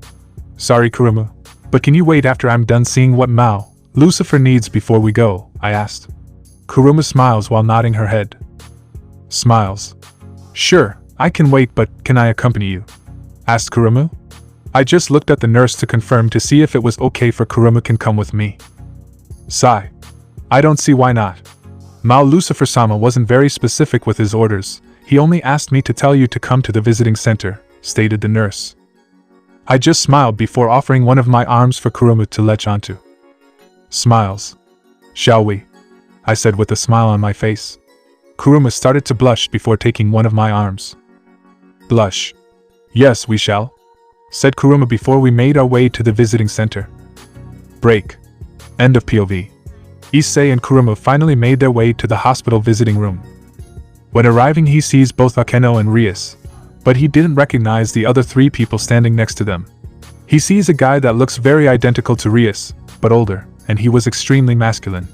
Next to him was a beautiful woman with silver hair, in a maid's outfit, and the last person could be seen as Rias's older sister. The man just smiles at me, before waving for me to come over. Raising an eyebrow, both he and Kurumu started to make their way to the group of people. Akeno was about to smile at Issei but stopped when she saw Kuruma holding onto Issei's arm. A dark aura and small lightning bolts started to surround Akeno's body. Everyone in the hospital started to shit themselves when feeling Akeno's aura. Issei just rubbed his head before chuckling nervously when feeling Akeno's killing intent. On the other hand, Kuruma was giving Akeno a smug smile, and pissing the half-fallen angel hybrid off even more. Walking over to the group, Surzex started the conversation. "Hello, White Dragon Emperor, or should I say Mr. Hyoudou. My name is Surzex Lucifer, and these two are."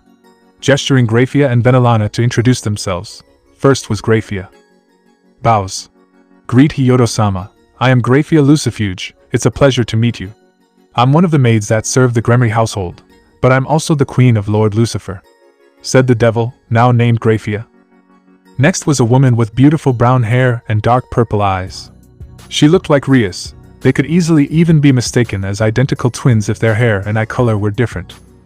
Bows while her breast starts to slightly jiggle. "My name is Venelana Gremory, it's a pleasure to meet you Hyoudou-san," said Venelana. "Well, it's a pleasure to meet you all as well," said Issei before looking at Venelana. "But I am surprised, I knew Butcho had an older brother, but not a sister," said Issei with a smile on his face. Confused and blushing. "Oh, you must be mistaken, I'm actually Rias's mother, not her sister," said Venelana while blushing. Issei was shocked. This woman looked like she was around her mid-20s. It was not a wrinkle or a single blemish on her body, and she is supposed to be Rias's mother. Amazed. "Wow, you could have fooled me. It's amazing how young you look. And you even rival Rias Butcho in beauty," said Issei with a smile on his face. Venelana started to cover her face while blushing some more. Akeno, Rias, and Kuruma were all glaring at Issei when hearing his comment about the mature woman. Feeling a small nip on his arm, he realized that Kuruma pinched him. She was pouting and extremely pissed off at him. Confused, what the hell was that for? And also why Kuruma, Akeno, and especially Butcho giving me not so friendly looks, thought Issei. Issei started to rub his head unconsciously while laughing nervously. Surzex starts to chuckle seeing the interaction between Issei and the three girls. Realizing what he was doing, he fixed his composure before his mood became sober. "Serious. Anyway, Issei, do you know why I'm visiting you today?" said Surzex in a serious voice. Issei just frowned before nodding his head. "I'm guessing it was because of the event that happened 2 days ago," answered Issei. Surzex closed his eyes before nodding his head. "To be honest, you should have been executed. Regardless of what Naruto did, attempting to kill a high-class devil is unexcusable. Do you know why this law is so harsh?" asked Surzex. Issei just looked at the man. He didn't feel sorry, nor did he give a shit about what he did to the blonde phoenix. But for the sake of not starting any trouble, he shocked his head, giving the sign that he didn't understand. "I see. Well, let me explain. The reason why we enforce such a harsh punishment is because the pure-blooded devils are slowly dying out. After the Great War between the three factions, the devil race lost half of our noble houses. This is also the reason why the evil pieces were created, so the devil race could reincarnate other races into their ranks, houses to boost back our forces. Pure-blooded devils don't have that option, however. Do you understand now?" Before Issei was about to reply, he was interrupted when a nurse and another group of people entered the visiting center. The group of people were all blondes, except a redhead woman glaring at Issei. Issei, Kuruma, and Akeno noticed the man that looks very similar to Naruto. "Lord Surzex, the Phoenix family has arrived," announced the nurse. Smiles. "Thanks, Fuja. Mr. Phoenix and Mrs. Phoenix, it's a pleasure to see you," expressed Surzex. Sigh. "It's a pleasure to see you again, Mao-sama. The first thing I want to do is apologize for my niece's rash and disrespectful behavior," apologized Lord Phoenix. "Yes, I would also like to apologize for my daughter's behavior," said Minato before looking in Issei's direction.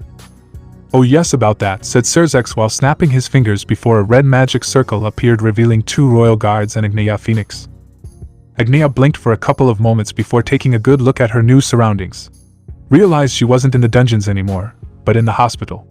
Seeing her family was there with worried looks on their faces, she also saw the Gremory family and their whore of a daughter was accompanying them.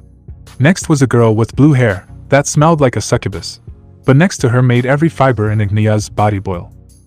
"It's you," said Agneya. Currently, Issei was listening to music, and sitting next to him were both Kuruma and Akeno, each grabbing hold of one of his arms, and feeding him some of the food that they had cooked for him. They were at a private park owned by the Gremory family, and unfortunately they weren't alone. Forming one big circle were also the Gremory family and the Phoenix family. They all had different feelings towards Issei. But who was the most vocal about their opinion about Issei was Agnea Phoenix. The redhead Phoenix was constantly sending death glares at Issei. Sighing, Issei started to recall how he gotten himself in this situation. Flashback. Gremory's hospital. What is he doing here? Spat Agnea with hatred in her eyes. Standing in front of her was the boy that put her brother in that state. Issei just narrowed his eyes before pointing at himself. Agnea just snorted before making an unwanted comment. Who else is the only low-class piece of shit that is here? Snarkily replied Agnea. Issei just frowned before responding to Agnea's insults. Who are you? And what do you mean what I'm doing here? Asked Issei while tilting his head. Agnea just blinked for a couple of moments before looking at Issei. You don't know, said a surprised Agnea. Confused. No, should I?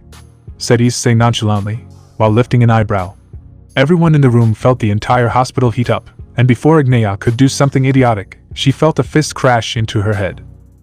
Angry. What are you doing? Are you trying to melt the entire hospital and roast everyone here alive? Exclaimed Kushina. Cries. Oh ouch mom, why are you hitting me? The bastard that put Naruto in a coma is right there. Whined Agnea, while rubbing her sore head. Issei's eyes widened before stepping back, and summoning the divine dividing. Furious. So I can assume that you're related to that bastard, said Issei with hatred in his voice. All the memories of how Naruto humiliated him started to resurface. But what really made him snap is remembering what the blonde phoenix said. Why should I? It's your fault that the nun is dead. If you weren't so weak and useless, maybe you could have saved her. Suddenly Issei had a memory of a little girl with white hair and green eyes. The girl was wearing a white dress, and she had a warm, bright smile on her face, even showing some of her missing teeth.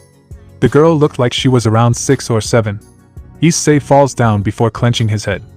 Akeno, Rias, and Kuruma quickly run to his side, worried about the boy that took their hearts. Then Ilana, Surzex, and Grafia all had worried looks on their faces. The Phoenix family was different. Ravel was extremely worried about Issei. He was supposed to be her fiancé after all. Kushina wanted to feel bad for Issei, but she couldn't. She was actually happy to see the boy that put her son in that pitiful state finally suffering. Minato didn't care. Just like his wife, he just thought the young White Dragon Emperor was getting what he deserved. Riser just smirked seeing how pathetic the White Dragon Emperor truly was. If this is all he got, then his plan on killing the White Dragon Emperor would be easy. Roval just sneered in and disgust at seeing the lonely pawn. Issei, are you okay? Tell me what's wrong, said Akeno before grabbing hold of Issei's shoulders. Issei just nods his head before gently pushing Akeno away. Putting his hands over his face, he started to recall the unknown memory he saw. Who was that girl? Have I seen her somewhere before? And why do she look like Asuya, but younger, thought Issei before picking himself up. Surzex was very uneasy when seeing Issei collapse. Grafia, go find a nurse. Command Surzex. Yes, Mo, said Grafia before getting cut off by Issei. No. I mean I'm fine, said Issei before picking himself up. Rias was really worried about her ex-pawn well-being. Slowly walking towards Issei before embracing him in a warm hug, this was the only thing she could do. Even if this couldn't repay all the pain she put him through. Issei just flinched when Rias hugged him. He wanted to wrap his arms around her before falling into her embrace. But he couldn't because at the end of the day, they were never meant to be. Rias-san. Let go please, said Issei in a whisper. Rias' eyes started to soften before letting go. Issei, I'm tried to explain Rias before Issei stopped her. Listen, I don't need your pity. You made yourself very clear how you felt about me. If you want me to forgive you, then do me a favor and just leave me alone. Please, said Issei before walking away. This made Rias' heart shattered into a million pieces. She was on the verge of tears. Akeno frowned when seeing her best friend, King. She knew that her king's feelings were started to change, and slowly falling in love with beloved Issei. Before exiting the room. Stern look. Hyoudou-san, I didn't say that you could leave yet, said Surzex. Issei didn't care, and continued to walk back to his room. His vision was blurry, and his head was aching. Right now all he wanted to do is sleep. Before he could make his way out of the room, he was stopped when a wall of fire blocked his path. Angry. Hey low-class bastard. Didn't you hear what Mao Lucifer said? How dare you turn your back on him? Cursed Riser. Issei slowly turned around, and when he did, everyone was shocked. His once chestnut brown hair began to turn white on the right side of his hair. Those once warm chocolate eyes became a cold and icy blue color. A bluish-purple demonic aura started to surround his body. Everyone was amazed, but combative. They didn't know what Issei was capable of, and pissing him off wouldn't be a good thing. Even if that could easily defeat him, those cold blue eyes would promise type of pain. Irritated, angry. What is it? Shouted Issei before his eyes started to glow red. Every time he remembered seeing Asia's dead corpse laying there lifelessly, a deep rage inside of him wanted to be unleashed. To destroy this cruel world that reject both him and her. The blue anther-like wing once again burst out of Issei's back, before a mighty voice roared through the room. Partner, that is enough. Look at what you're doing, said Albion. Issei looked around the room to see Kurumu, Akeno, Ravel, and Rias on the ground shaking. Even when that felt his power before when he was fighting Naruto, all that malice and killing intent was only directed towards him. Even Agneya was shaking, but still that pissed off look on her face. Riser was sweating bullets. He tried to play it cool, but he was actually shitting his pant. It's true that he could beat Issei easily. But when he felt that menacing aura, every fiber started to warn him if he ever pissed off the boy in front of him, he will experience something worse than death. The other devils were not intimidated by Issei's aura, but by how much he was producing. Venelana put her hands over her mouth, recognizing this energy. This can't be. This aura. It feels like Sparda, thought Venelana before looking at Mrs. Phoenix. She was also surprised when feeling Issei's aura. Her thoughts were actually the same as her friends. Mr. Phoenix didn't have a clue. He knew of Sparda but never met him personally. Issei just looked at the room before having a somber expression on his face. Sigh. I am sorry everyone. And especially to you Mao-sama. I just need to be alone, said Issei. Sad smiles. It's okay. I understand. I should have known things would have turned out this way. You're just recovering, and seeing the family that the person that tormented you these past months wasn't really the smartest thing on my end. Please forgive me, said Surzex before bowing. No need to bow, Mo-sama. I'm the one who should be apologizing. I let my feelings get the better of me, said Issei before looking over at the Phoenix family and walking over there. Rias, Akeno, and Kuruma were worried, wondering what their chestnut Prince Charming was about to do.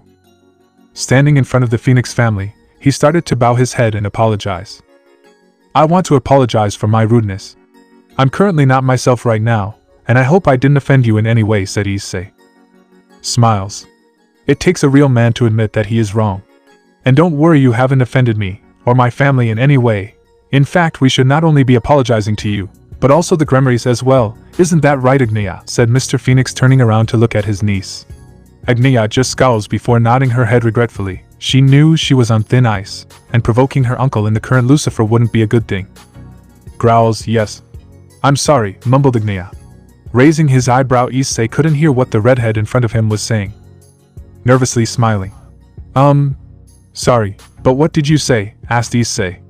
Agneya just glares at him. She was about to say something rude again, but stopped when she saw her mother's gaze. Taking a huge gulp, Agneya started to properly apologize to Issei and the Gremoi family. I am sorry for attacking you, and saying awful things about you. I hope you can forgive me, said Agneya with a fake smile on her face. Issei just nodded his head, accepting the apology even if he knew the girl in front of him didn't mean it. Anyway, said Issei, talking back to Surzex. I understand that I'm here because of the incident from 2 days ago, said Issei. Serious? Yes. Like I was saying, Issei, a lot of people wanted you dead, especially the Phoenix clan, said Surzex before gesturing to an upset Minato, Agneya, and Kushina. And these are Naruto's parents, Kushina Phoenix and Minato Phoenix. And over there in handcuffs is Agneya Phoenix, the older sister of Naruto, finished Surzex. Eyes widen. I thought Naruto and Ravel were brothers and sisters, said Issei. Ravel starts to walk up to Issei before explaining how she is related to Naruto. Issei-senpai, you must be mistaken. I am related to Naruto Nisan, but he is my cousin, not my brother. We are related through my uncle Minato, him being his father, explained Ravel. I see, said Issei. Cough, cough, cough.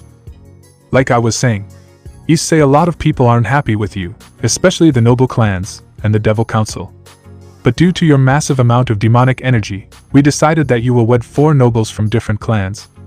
Actually, one is standing in front of you, said Serzex before gesturing to a blushing Ravel. Issei nodded his head slightly, already knowing about the arranged marriage. But what he heard next made him froze. Actually, Lord Lucifer. Me and the council came up with another deal, said Mr. Phoenix with a devious smirk on his face. Serzex narrowed his eyes, wondering what this second deal was. Narrowing eyes. Oh. And what is this deal that I wasn't informed of? Said Serzex. Smirking. Well, I think it would be in the best interests that Issei Hyoudou not only marry my daughter, but my niece over there, said Mr. Phoenix before pointing at Ignea. The whole entire Phoenix family was shocked. What? Screamed Kushina. She was not happy that her daughter was in an arranged marriage that she didn't even know she was until today. Minato was also livid, but he needed to calm his wife down. Serious look. Brother, why wasn't I informed of this? Said Minato coldly. Mr. Phoenix just looks at his brother before explaining the reason. Because I knew you two would disagree. Also, I think this would help squash any bad blood between the White Dragon Emperor and the Phoenix clan. Yes, it's true that we have Ravel over there, but I think it also is better for Issei to marry Ignea as well. And also due to him almost killing my nephew, I think this small price shouldn't be an issue. After all, this is for the best interest of the devil kind.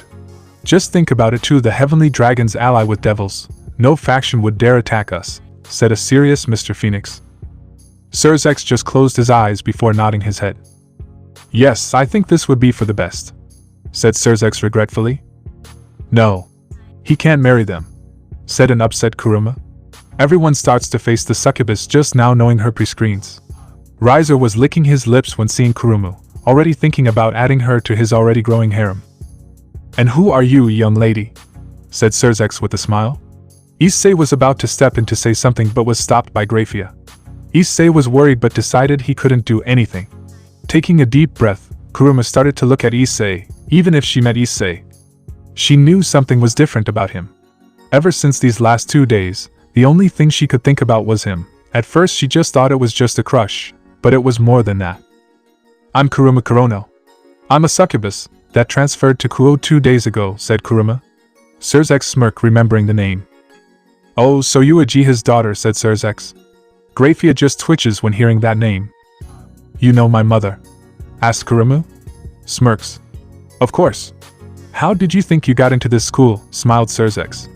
Kuruma's eyes widened when realizing that the current Lucifer was originally her mother's destined one. But anyway, tell me, Kuruma, why do you think these two shouldn't get married to Issei? Said Serzex amusingly. Blushes. Because he is my destined one, exclaimed Kuruma.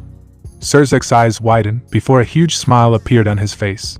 The older devils in the room started to gasp when hearing the revelation. On the other hand, all the younger devils were all confused. They didn't understand what that meant. Issei blinked before slowly opening his mouth to answer the question that all the young devil were thinking. Curious. Destined one. What does that mean? Asked Issei. Serzex just grins before looking at Kuruma. Should I tell him, or do you want to? Chuckled Serzex. Kuruma's face turns red before looking at Issei. Nervous. Well, why you see I? Tried to explain Kuruma, but before she could, she was cut off. Excuse me, Serzex-sama, the Devil Council requests a meeting with you, said the new voice. Walking down the hallways was a woman dressed in a business suit. She seemed very professional. Serzex sighs before having a look of disappointment. Sighs. Excuse me, everyone, it seems that I have some business to take care of at the moment. And Grafia, please stay with Rias and my mother till I return, said Serzex with a smile on his face, before teleporting off with the sanctuary. Everyone just stood there, till Issei was the first one that decided to leave. He doesn't see why he should stay here any longer. About to leave, he was stopped by a pouting Kuruma. Confused. Is it anything I could do for you, Kuruma? Asked Issei. Kuruma starts to pout before playful poking her fingers on Issei's chest. Pouts, angry. Have you already forgotten the promise that you made to me, Issei? We are supposed to be going on a picnic date. Issei's eyes widened before blushing. He thought Kuruma just wanted to hang out and eat some food, not a date. Issei thought Kuruma only saw him as a friend, and he was fine with that, but that was it. Hearing that it was possible that the young succubus might feel the same about him, thinking about the possibility of him might having a chance, made Issei happy. Realizing what she said, Kuruma starts to blush before looking down at the ground. Seeing how cute she was when she was flustered, made Issei's heart skip a beat. Akeno on the other hand was pissed off. How dare that bitch? Who does she think she is marching into my Issei life? Well, I guess it's time for me to claim my man, thought Akeno while smirking and walking over to Issei. Issei just before looking at Kuruma with a goofy smile on his face. Blushing. Oh yeah, sorry, I totally forgot. Let me just, said Issei before Akeno pressed her huge breast into her breasts before saying seductive words, making the white dragon emperor's knees buckle. No, Issei, don't go with her. Instead, let's go back to your place and have some fun, said Akeno in a seductive voice, getting everyone surprised except Rias. Venelana and Mrs. Phoenix just laughed before saying, Fu. Ravel looked at her already developing C-cup breasts before frowning when seeing Akeno's and Kuruma's D-cup breasts, which will eventually be DD cups in the future. Kushina and Agneya just look at Issei with disgust seeing him as a womanizer, even if Riser and Naruto were the biggest womanizer fuckboys in all of history. Ravel didn't really care. And Mr. Phoenix didn't mind, he had his own personal harem, even if he is married to his wife. The only reason why his brother didn't have one was because Kushina would beat the shit out of him. Minato just cried anime tears wishing Kushina was more open with multiple women in his life. Riser was jealous when Akeno and Kuruma had just thrown themselves at him. He couldn't understand how a lowly pawn could have two beautiful girls in his clutches. Yes, he knew Naruto had feeling for Akeno, but he didn't care, it was first come first serve.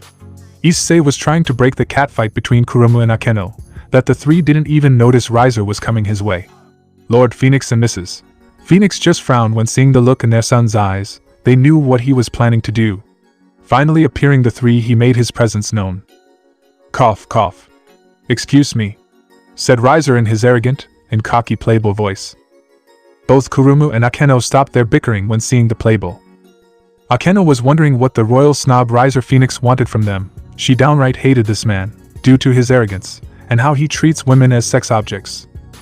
Naruto might be an ass, but even he knew when to draw the line. Kuruma instantly knew that Riser was trouble, she didn't know what he wanted, but she hopes he leaves them alone. How he was eyeing her up was making her uncomfortable. Issei thought the second oldest Phoenix was talking to him, so being polite he started to answer him. Yes? Asked Issei. Riser's face scrunched up with disgust when looking at Issei before snorting at Issei. I wasn't talking to you, low class.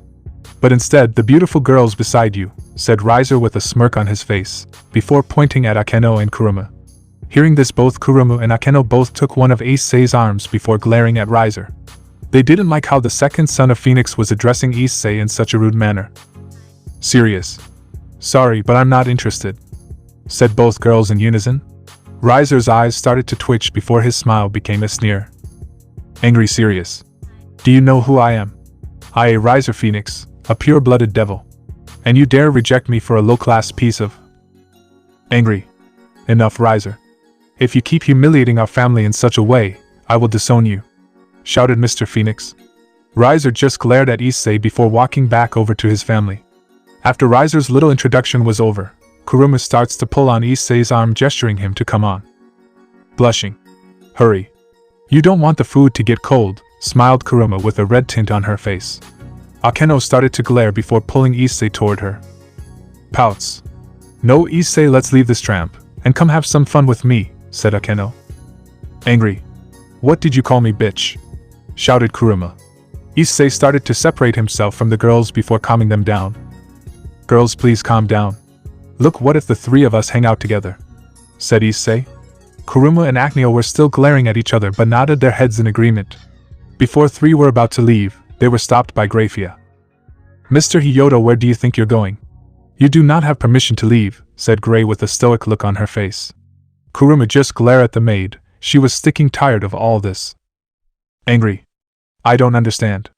Even when you know Issei wasn't the one that started the fight, you still treated him like so type of prisoner, even if that was pervert arrogant jackass Naruto's fault, said a now upset Kuruma. She was tired of Issei's suffering because these arrogant devils couldn't get their sticks out of their asses. Akeno begins to frown as well, she was tired of Issei being blamed and treated like shit for something he didn't start. It's true that he was the one that asked for the duel, but Naruto was trying to kill him. Rias looked at Issei before frowning. The guilt was ending her up inside. If she wasn't so scared, she would have made sure that duel never happened, but now Issei's suffering because of her. Agneya and Kushina just glared at Kuruma. "What did you say about my brother, you fucking whore?" shouted Agneya. Kuruma just sneered before telling this bitch what actually her brother is. "You heard me. He is a pervert, arrogant jackass that deserved everything that happened to him. Do you even know what their bet were if he had won? You probably don't. Instead you people let him run around and harassing people," spat Kuruma. Kushina couldn't believe what she was hearing. This girl was making her Sochi seem like some arrogant playboy that has no respect for women. "My Sochi would never do such a thing. I don't know what you have against my son, or if that boy is paying you for this, but please stop," said Kushina. She couldn't believe the nerve of this girl. Minato came over to put one of his hands over his wife's shoulder, before glaring at Kuruma. "Listen, whatever your motive is, just know that we could look through your lie. I don't know what that boy has offered you, but it's not worth it," said Minato. Kuruma was about to say something, but she was stopped by Issei. Smiles. "Kuruma, it's fine. Even if they don't believe us, that's their problem.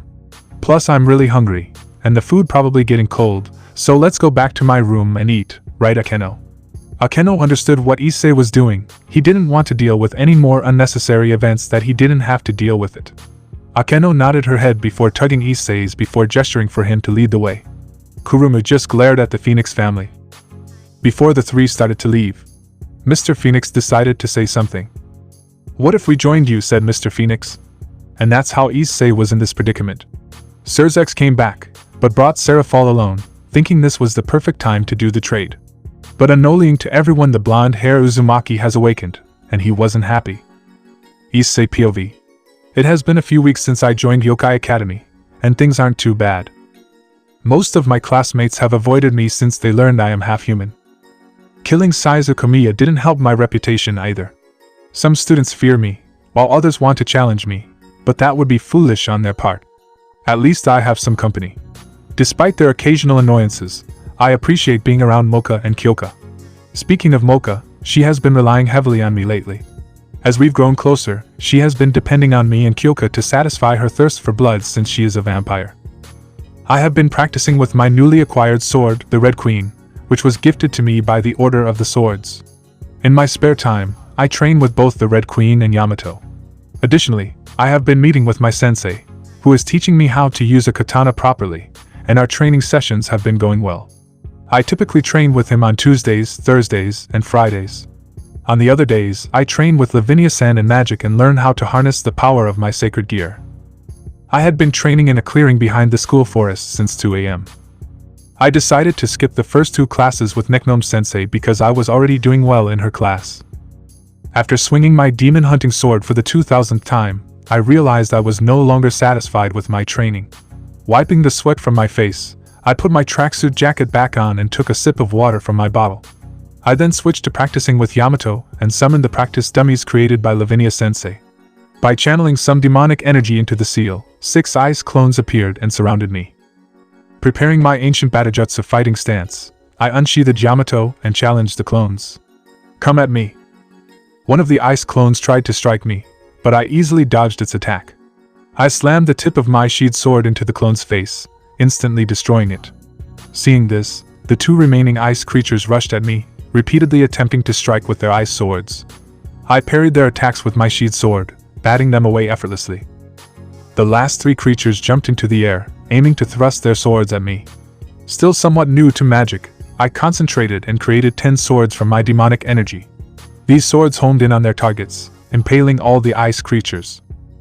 I've been practicing my fighting skills for an hour, but I'm still only at level 5 and view myself as a novice. My father taught me how to use a sword, but that alone isn't enough to become a skilled warrior. Additionally, my powers have been sealed, which is hindering my progress and leaving me extremely weak. I need to train harder to improve my abilities. I learned that Saizu, who was possessed by a demon, was considered weak in demon society. The demon that possessed him was a parasitic type, artificially created and not a true demon. The creature was unknown, but it must have had some power to push me. After easily defeating the ice dummies, I decided to head back to my dorm to take a shower and grab a bite to eat. Just as I was about to enter, I heard someone screaming for help. "Oh, someone," said a distressed voice. Issei noticed a girl with cyan blue hair kneeling behind the school. Unsure of why she was there, he hurried over to check if she was okay. "Hey, hold on. Are you alright? What are you doing back here alone? It's dangerous. Didn't you hear the headmaster's warning?" he asked. "Oh, I suddenly started feeling ill. Can you help me please?" asked the girl politely. Issei scratched his head, contemplating whether he could trust her or not. He was worried that she might try to grape him. Since the women at his school sensed his power and newly acquired dragon aura, they had been going insane. "Yeah, sure," I said before de-summoning Yamato and strapping Red Queen on my back. "Can you stand up? I can take you to the infirmary," I offered her. The girl just smiled at me. "Thanks very much. I've always had a weak body," said the girl before latching onto my arm like a lifeline. Pressing her breast against my arm, I began to turn beet red. When feeling her soft melons on my arms, I thought that side died in me when my adoptive parents died. I guess some embers in me lived. My chest just starts hurting all of a sudden. Hold on to me tight like this." Before I could say anything, the blue-haired girl pressed her chest against mine. She blushed when she came in contact with my iron-sculpted body, and I took the opportunity to tease her. "As you wish," I said. "Wah." Before the girl could protest, I pulled her deeper into my embrace. Damn it. Her tits are huge. She might even be the same size as Lavinia-sensei. Even if she was just flirting, I understood what she meant about her breasts being about to burst. I thought to myself, already regretting my actions. End of POV. The girl with cyan hair smiles mischievously and then asks Issei to look into her eyes. "Look into my eyes, Issei-kun," she says. Issei, taken aback, replies, "Huh." As their eyes meet, her a striking amethyst purple and his a bright azure blue, she introduces herself. "I'm Kurono Kuruma. Please be a good friend to me, okay?" It's evident that she is trying to manipulate him. However, Issei still did not trust her. Despite her innocent intentions of wanting to be friends, he cautiously answered her questions. "Okay, but don't try anything strange," he said, returning to his cold and serious demeanor as he continued walking quietly to the infirmary. Kuruma Kurono was shocked. For the first time, someone had managed to break through her mind control. No, that was incorrect. She couldn't control his mind. Break. Issei Sparda struggled with interacting with girls and couldn't understand why his red-headed girlfriend was interested in him. As he reflected on his past, he remembered a once busted and joyful girl with cyan hair who had been scowling at him. He sighed and turned to see what was wrong. "What's the matter? Ever since you asked to be friends, you've been distant. Do you regret being friends with a half-human like me? Or was it because I asked you to stop your advances? Why can't I mind control you?" Kuruma asked, frustration creeping into her voice. Issei continued walking, completely unaware of what she was referring to. "I don't know. I guess your charm just doesn't work on me. It seems like this was all a ruse to get you to the infirmary by yourself." Kuruma just stood there silently looking at the ground. Break. As Issei walked to his dorm room, he was stopped once again by someone with pink hair. "Issei-kun, there you are. I have been looking everywhere for you," said Mocha with a smile on her face. "Hey, Mocha. What's up? And where's Ono?" Issei asked, curiosity evident in his voice. Mocha, usually accompanied by Ono, frowned as she explained the situation. "Well, apparently, the headmaster and Lavinia-senpai informed us that Kyoko possesses sacred gear like you and is also skilled in magic. Since she's really good at it, they decided she should receive proper training. Lavinia-san would train her, but her hands are already full with you and the Mage Society. So, the master sent her to a witch school called Yokai Academy." "I understand. That makes sense, I suppose. She should go to a place where people are more like her," I said as I took a seat on an empty bench. Mocha began to smile sadly before responding. "Yeah." Mocha began to hesitate. She wanted to tell me something, but seemed like she didn't dare to ask. "Mocha, is something wrong?" I asked. Mocha had a surprised look on her face before nodding her head and saying, "So I saw you with Kuruma-san, like are you two dating?" asked Mocha with a hint of embarrassment. I was shocked. "No, we literally just met today," I replied, my expression one of disbelief. Mocha leaned in too close for comfort and asked, "Oh, but do you think she's attractive?" I hesitated. Yes, I'd be lying if I said she wasn't. Honestly, Kurumu is really beautiful, I admitted, feeling a slight blush creep onto my face. Mocha's pink hair fell over her eyes as she asked, "What about me? Do you think I'm attractive?" "Of course I do. You are truly beautiful, Mocha, really beautiful," I said as I placed my hand on her shoulder and leaned in closer to her face. Realizing what I was doing, I quickly let her go and stepped back. Mocha gave me a warm smile while blushing like tomato. "Oh, Issei." Unbeknownst to me, Kuruma was watching Mocha and me, and she overheard our conversation. She felt two things: jealousy and love. That's it, guys. Thanks for watching and supporting us. See you in the next part.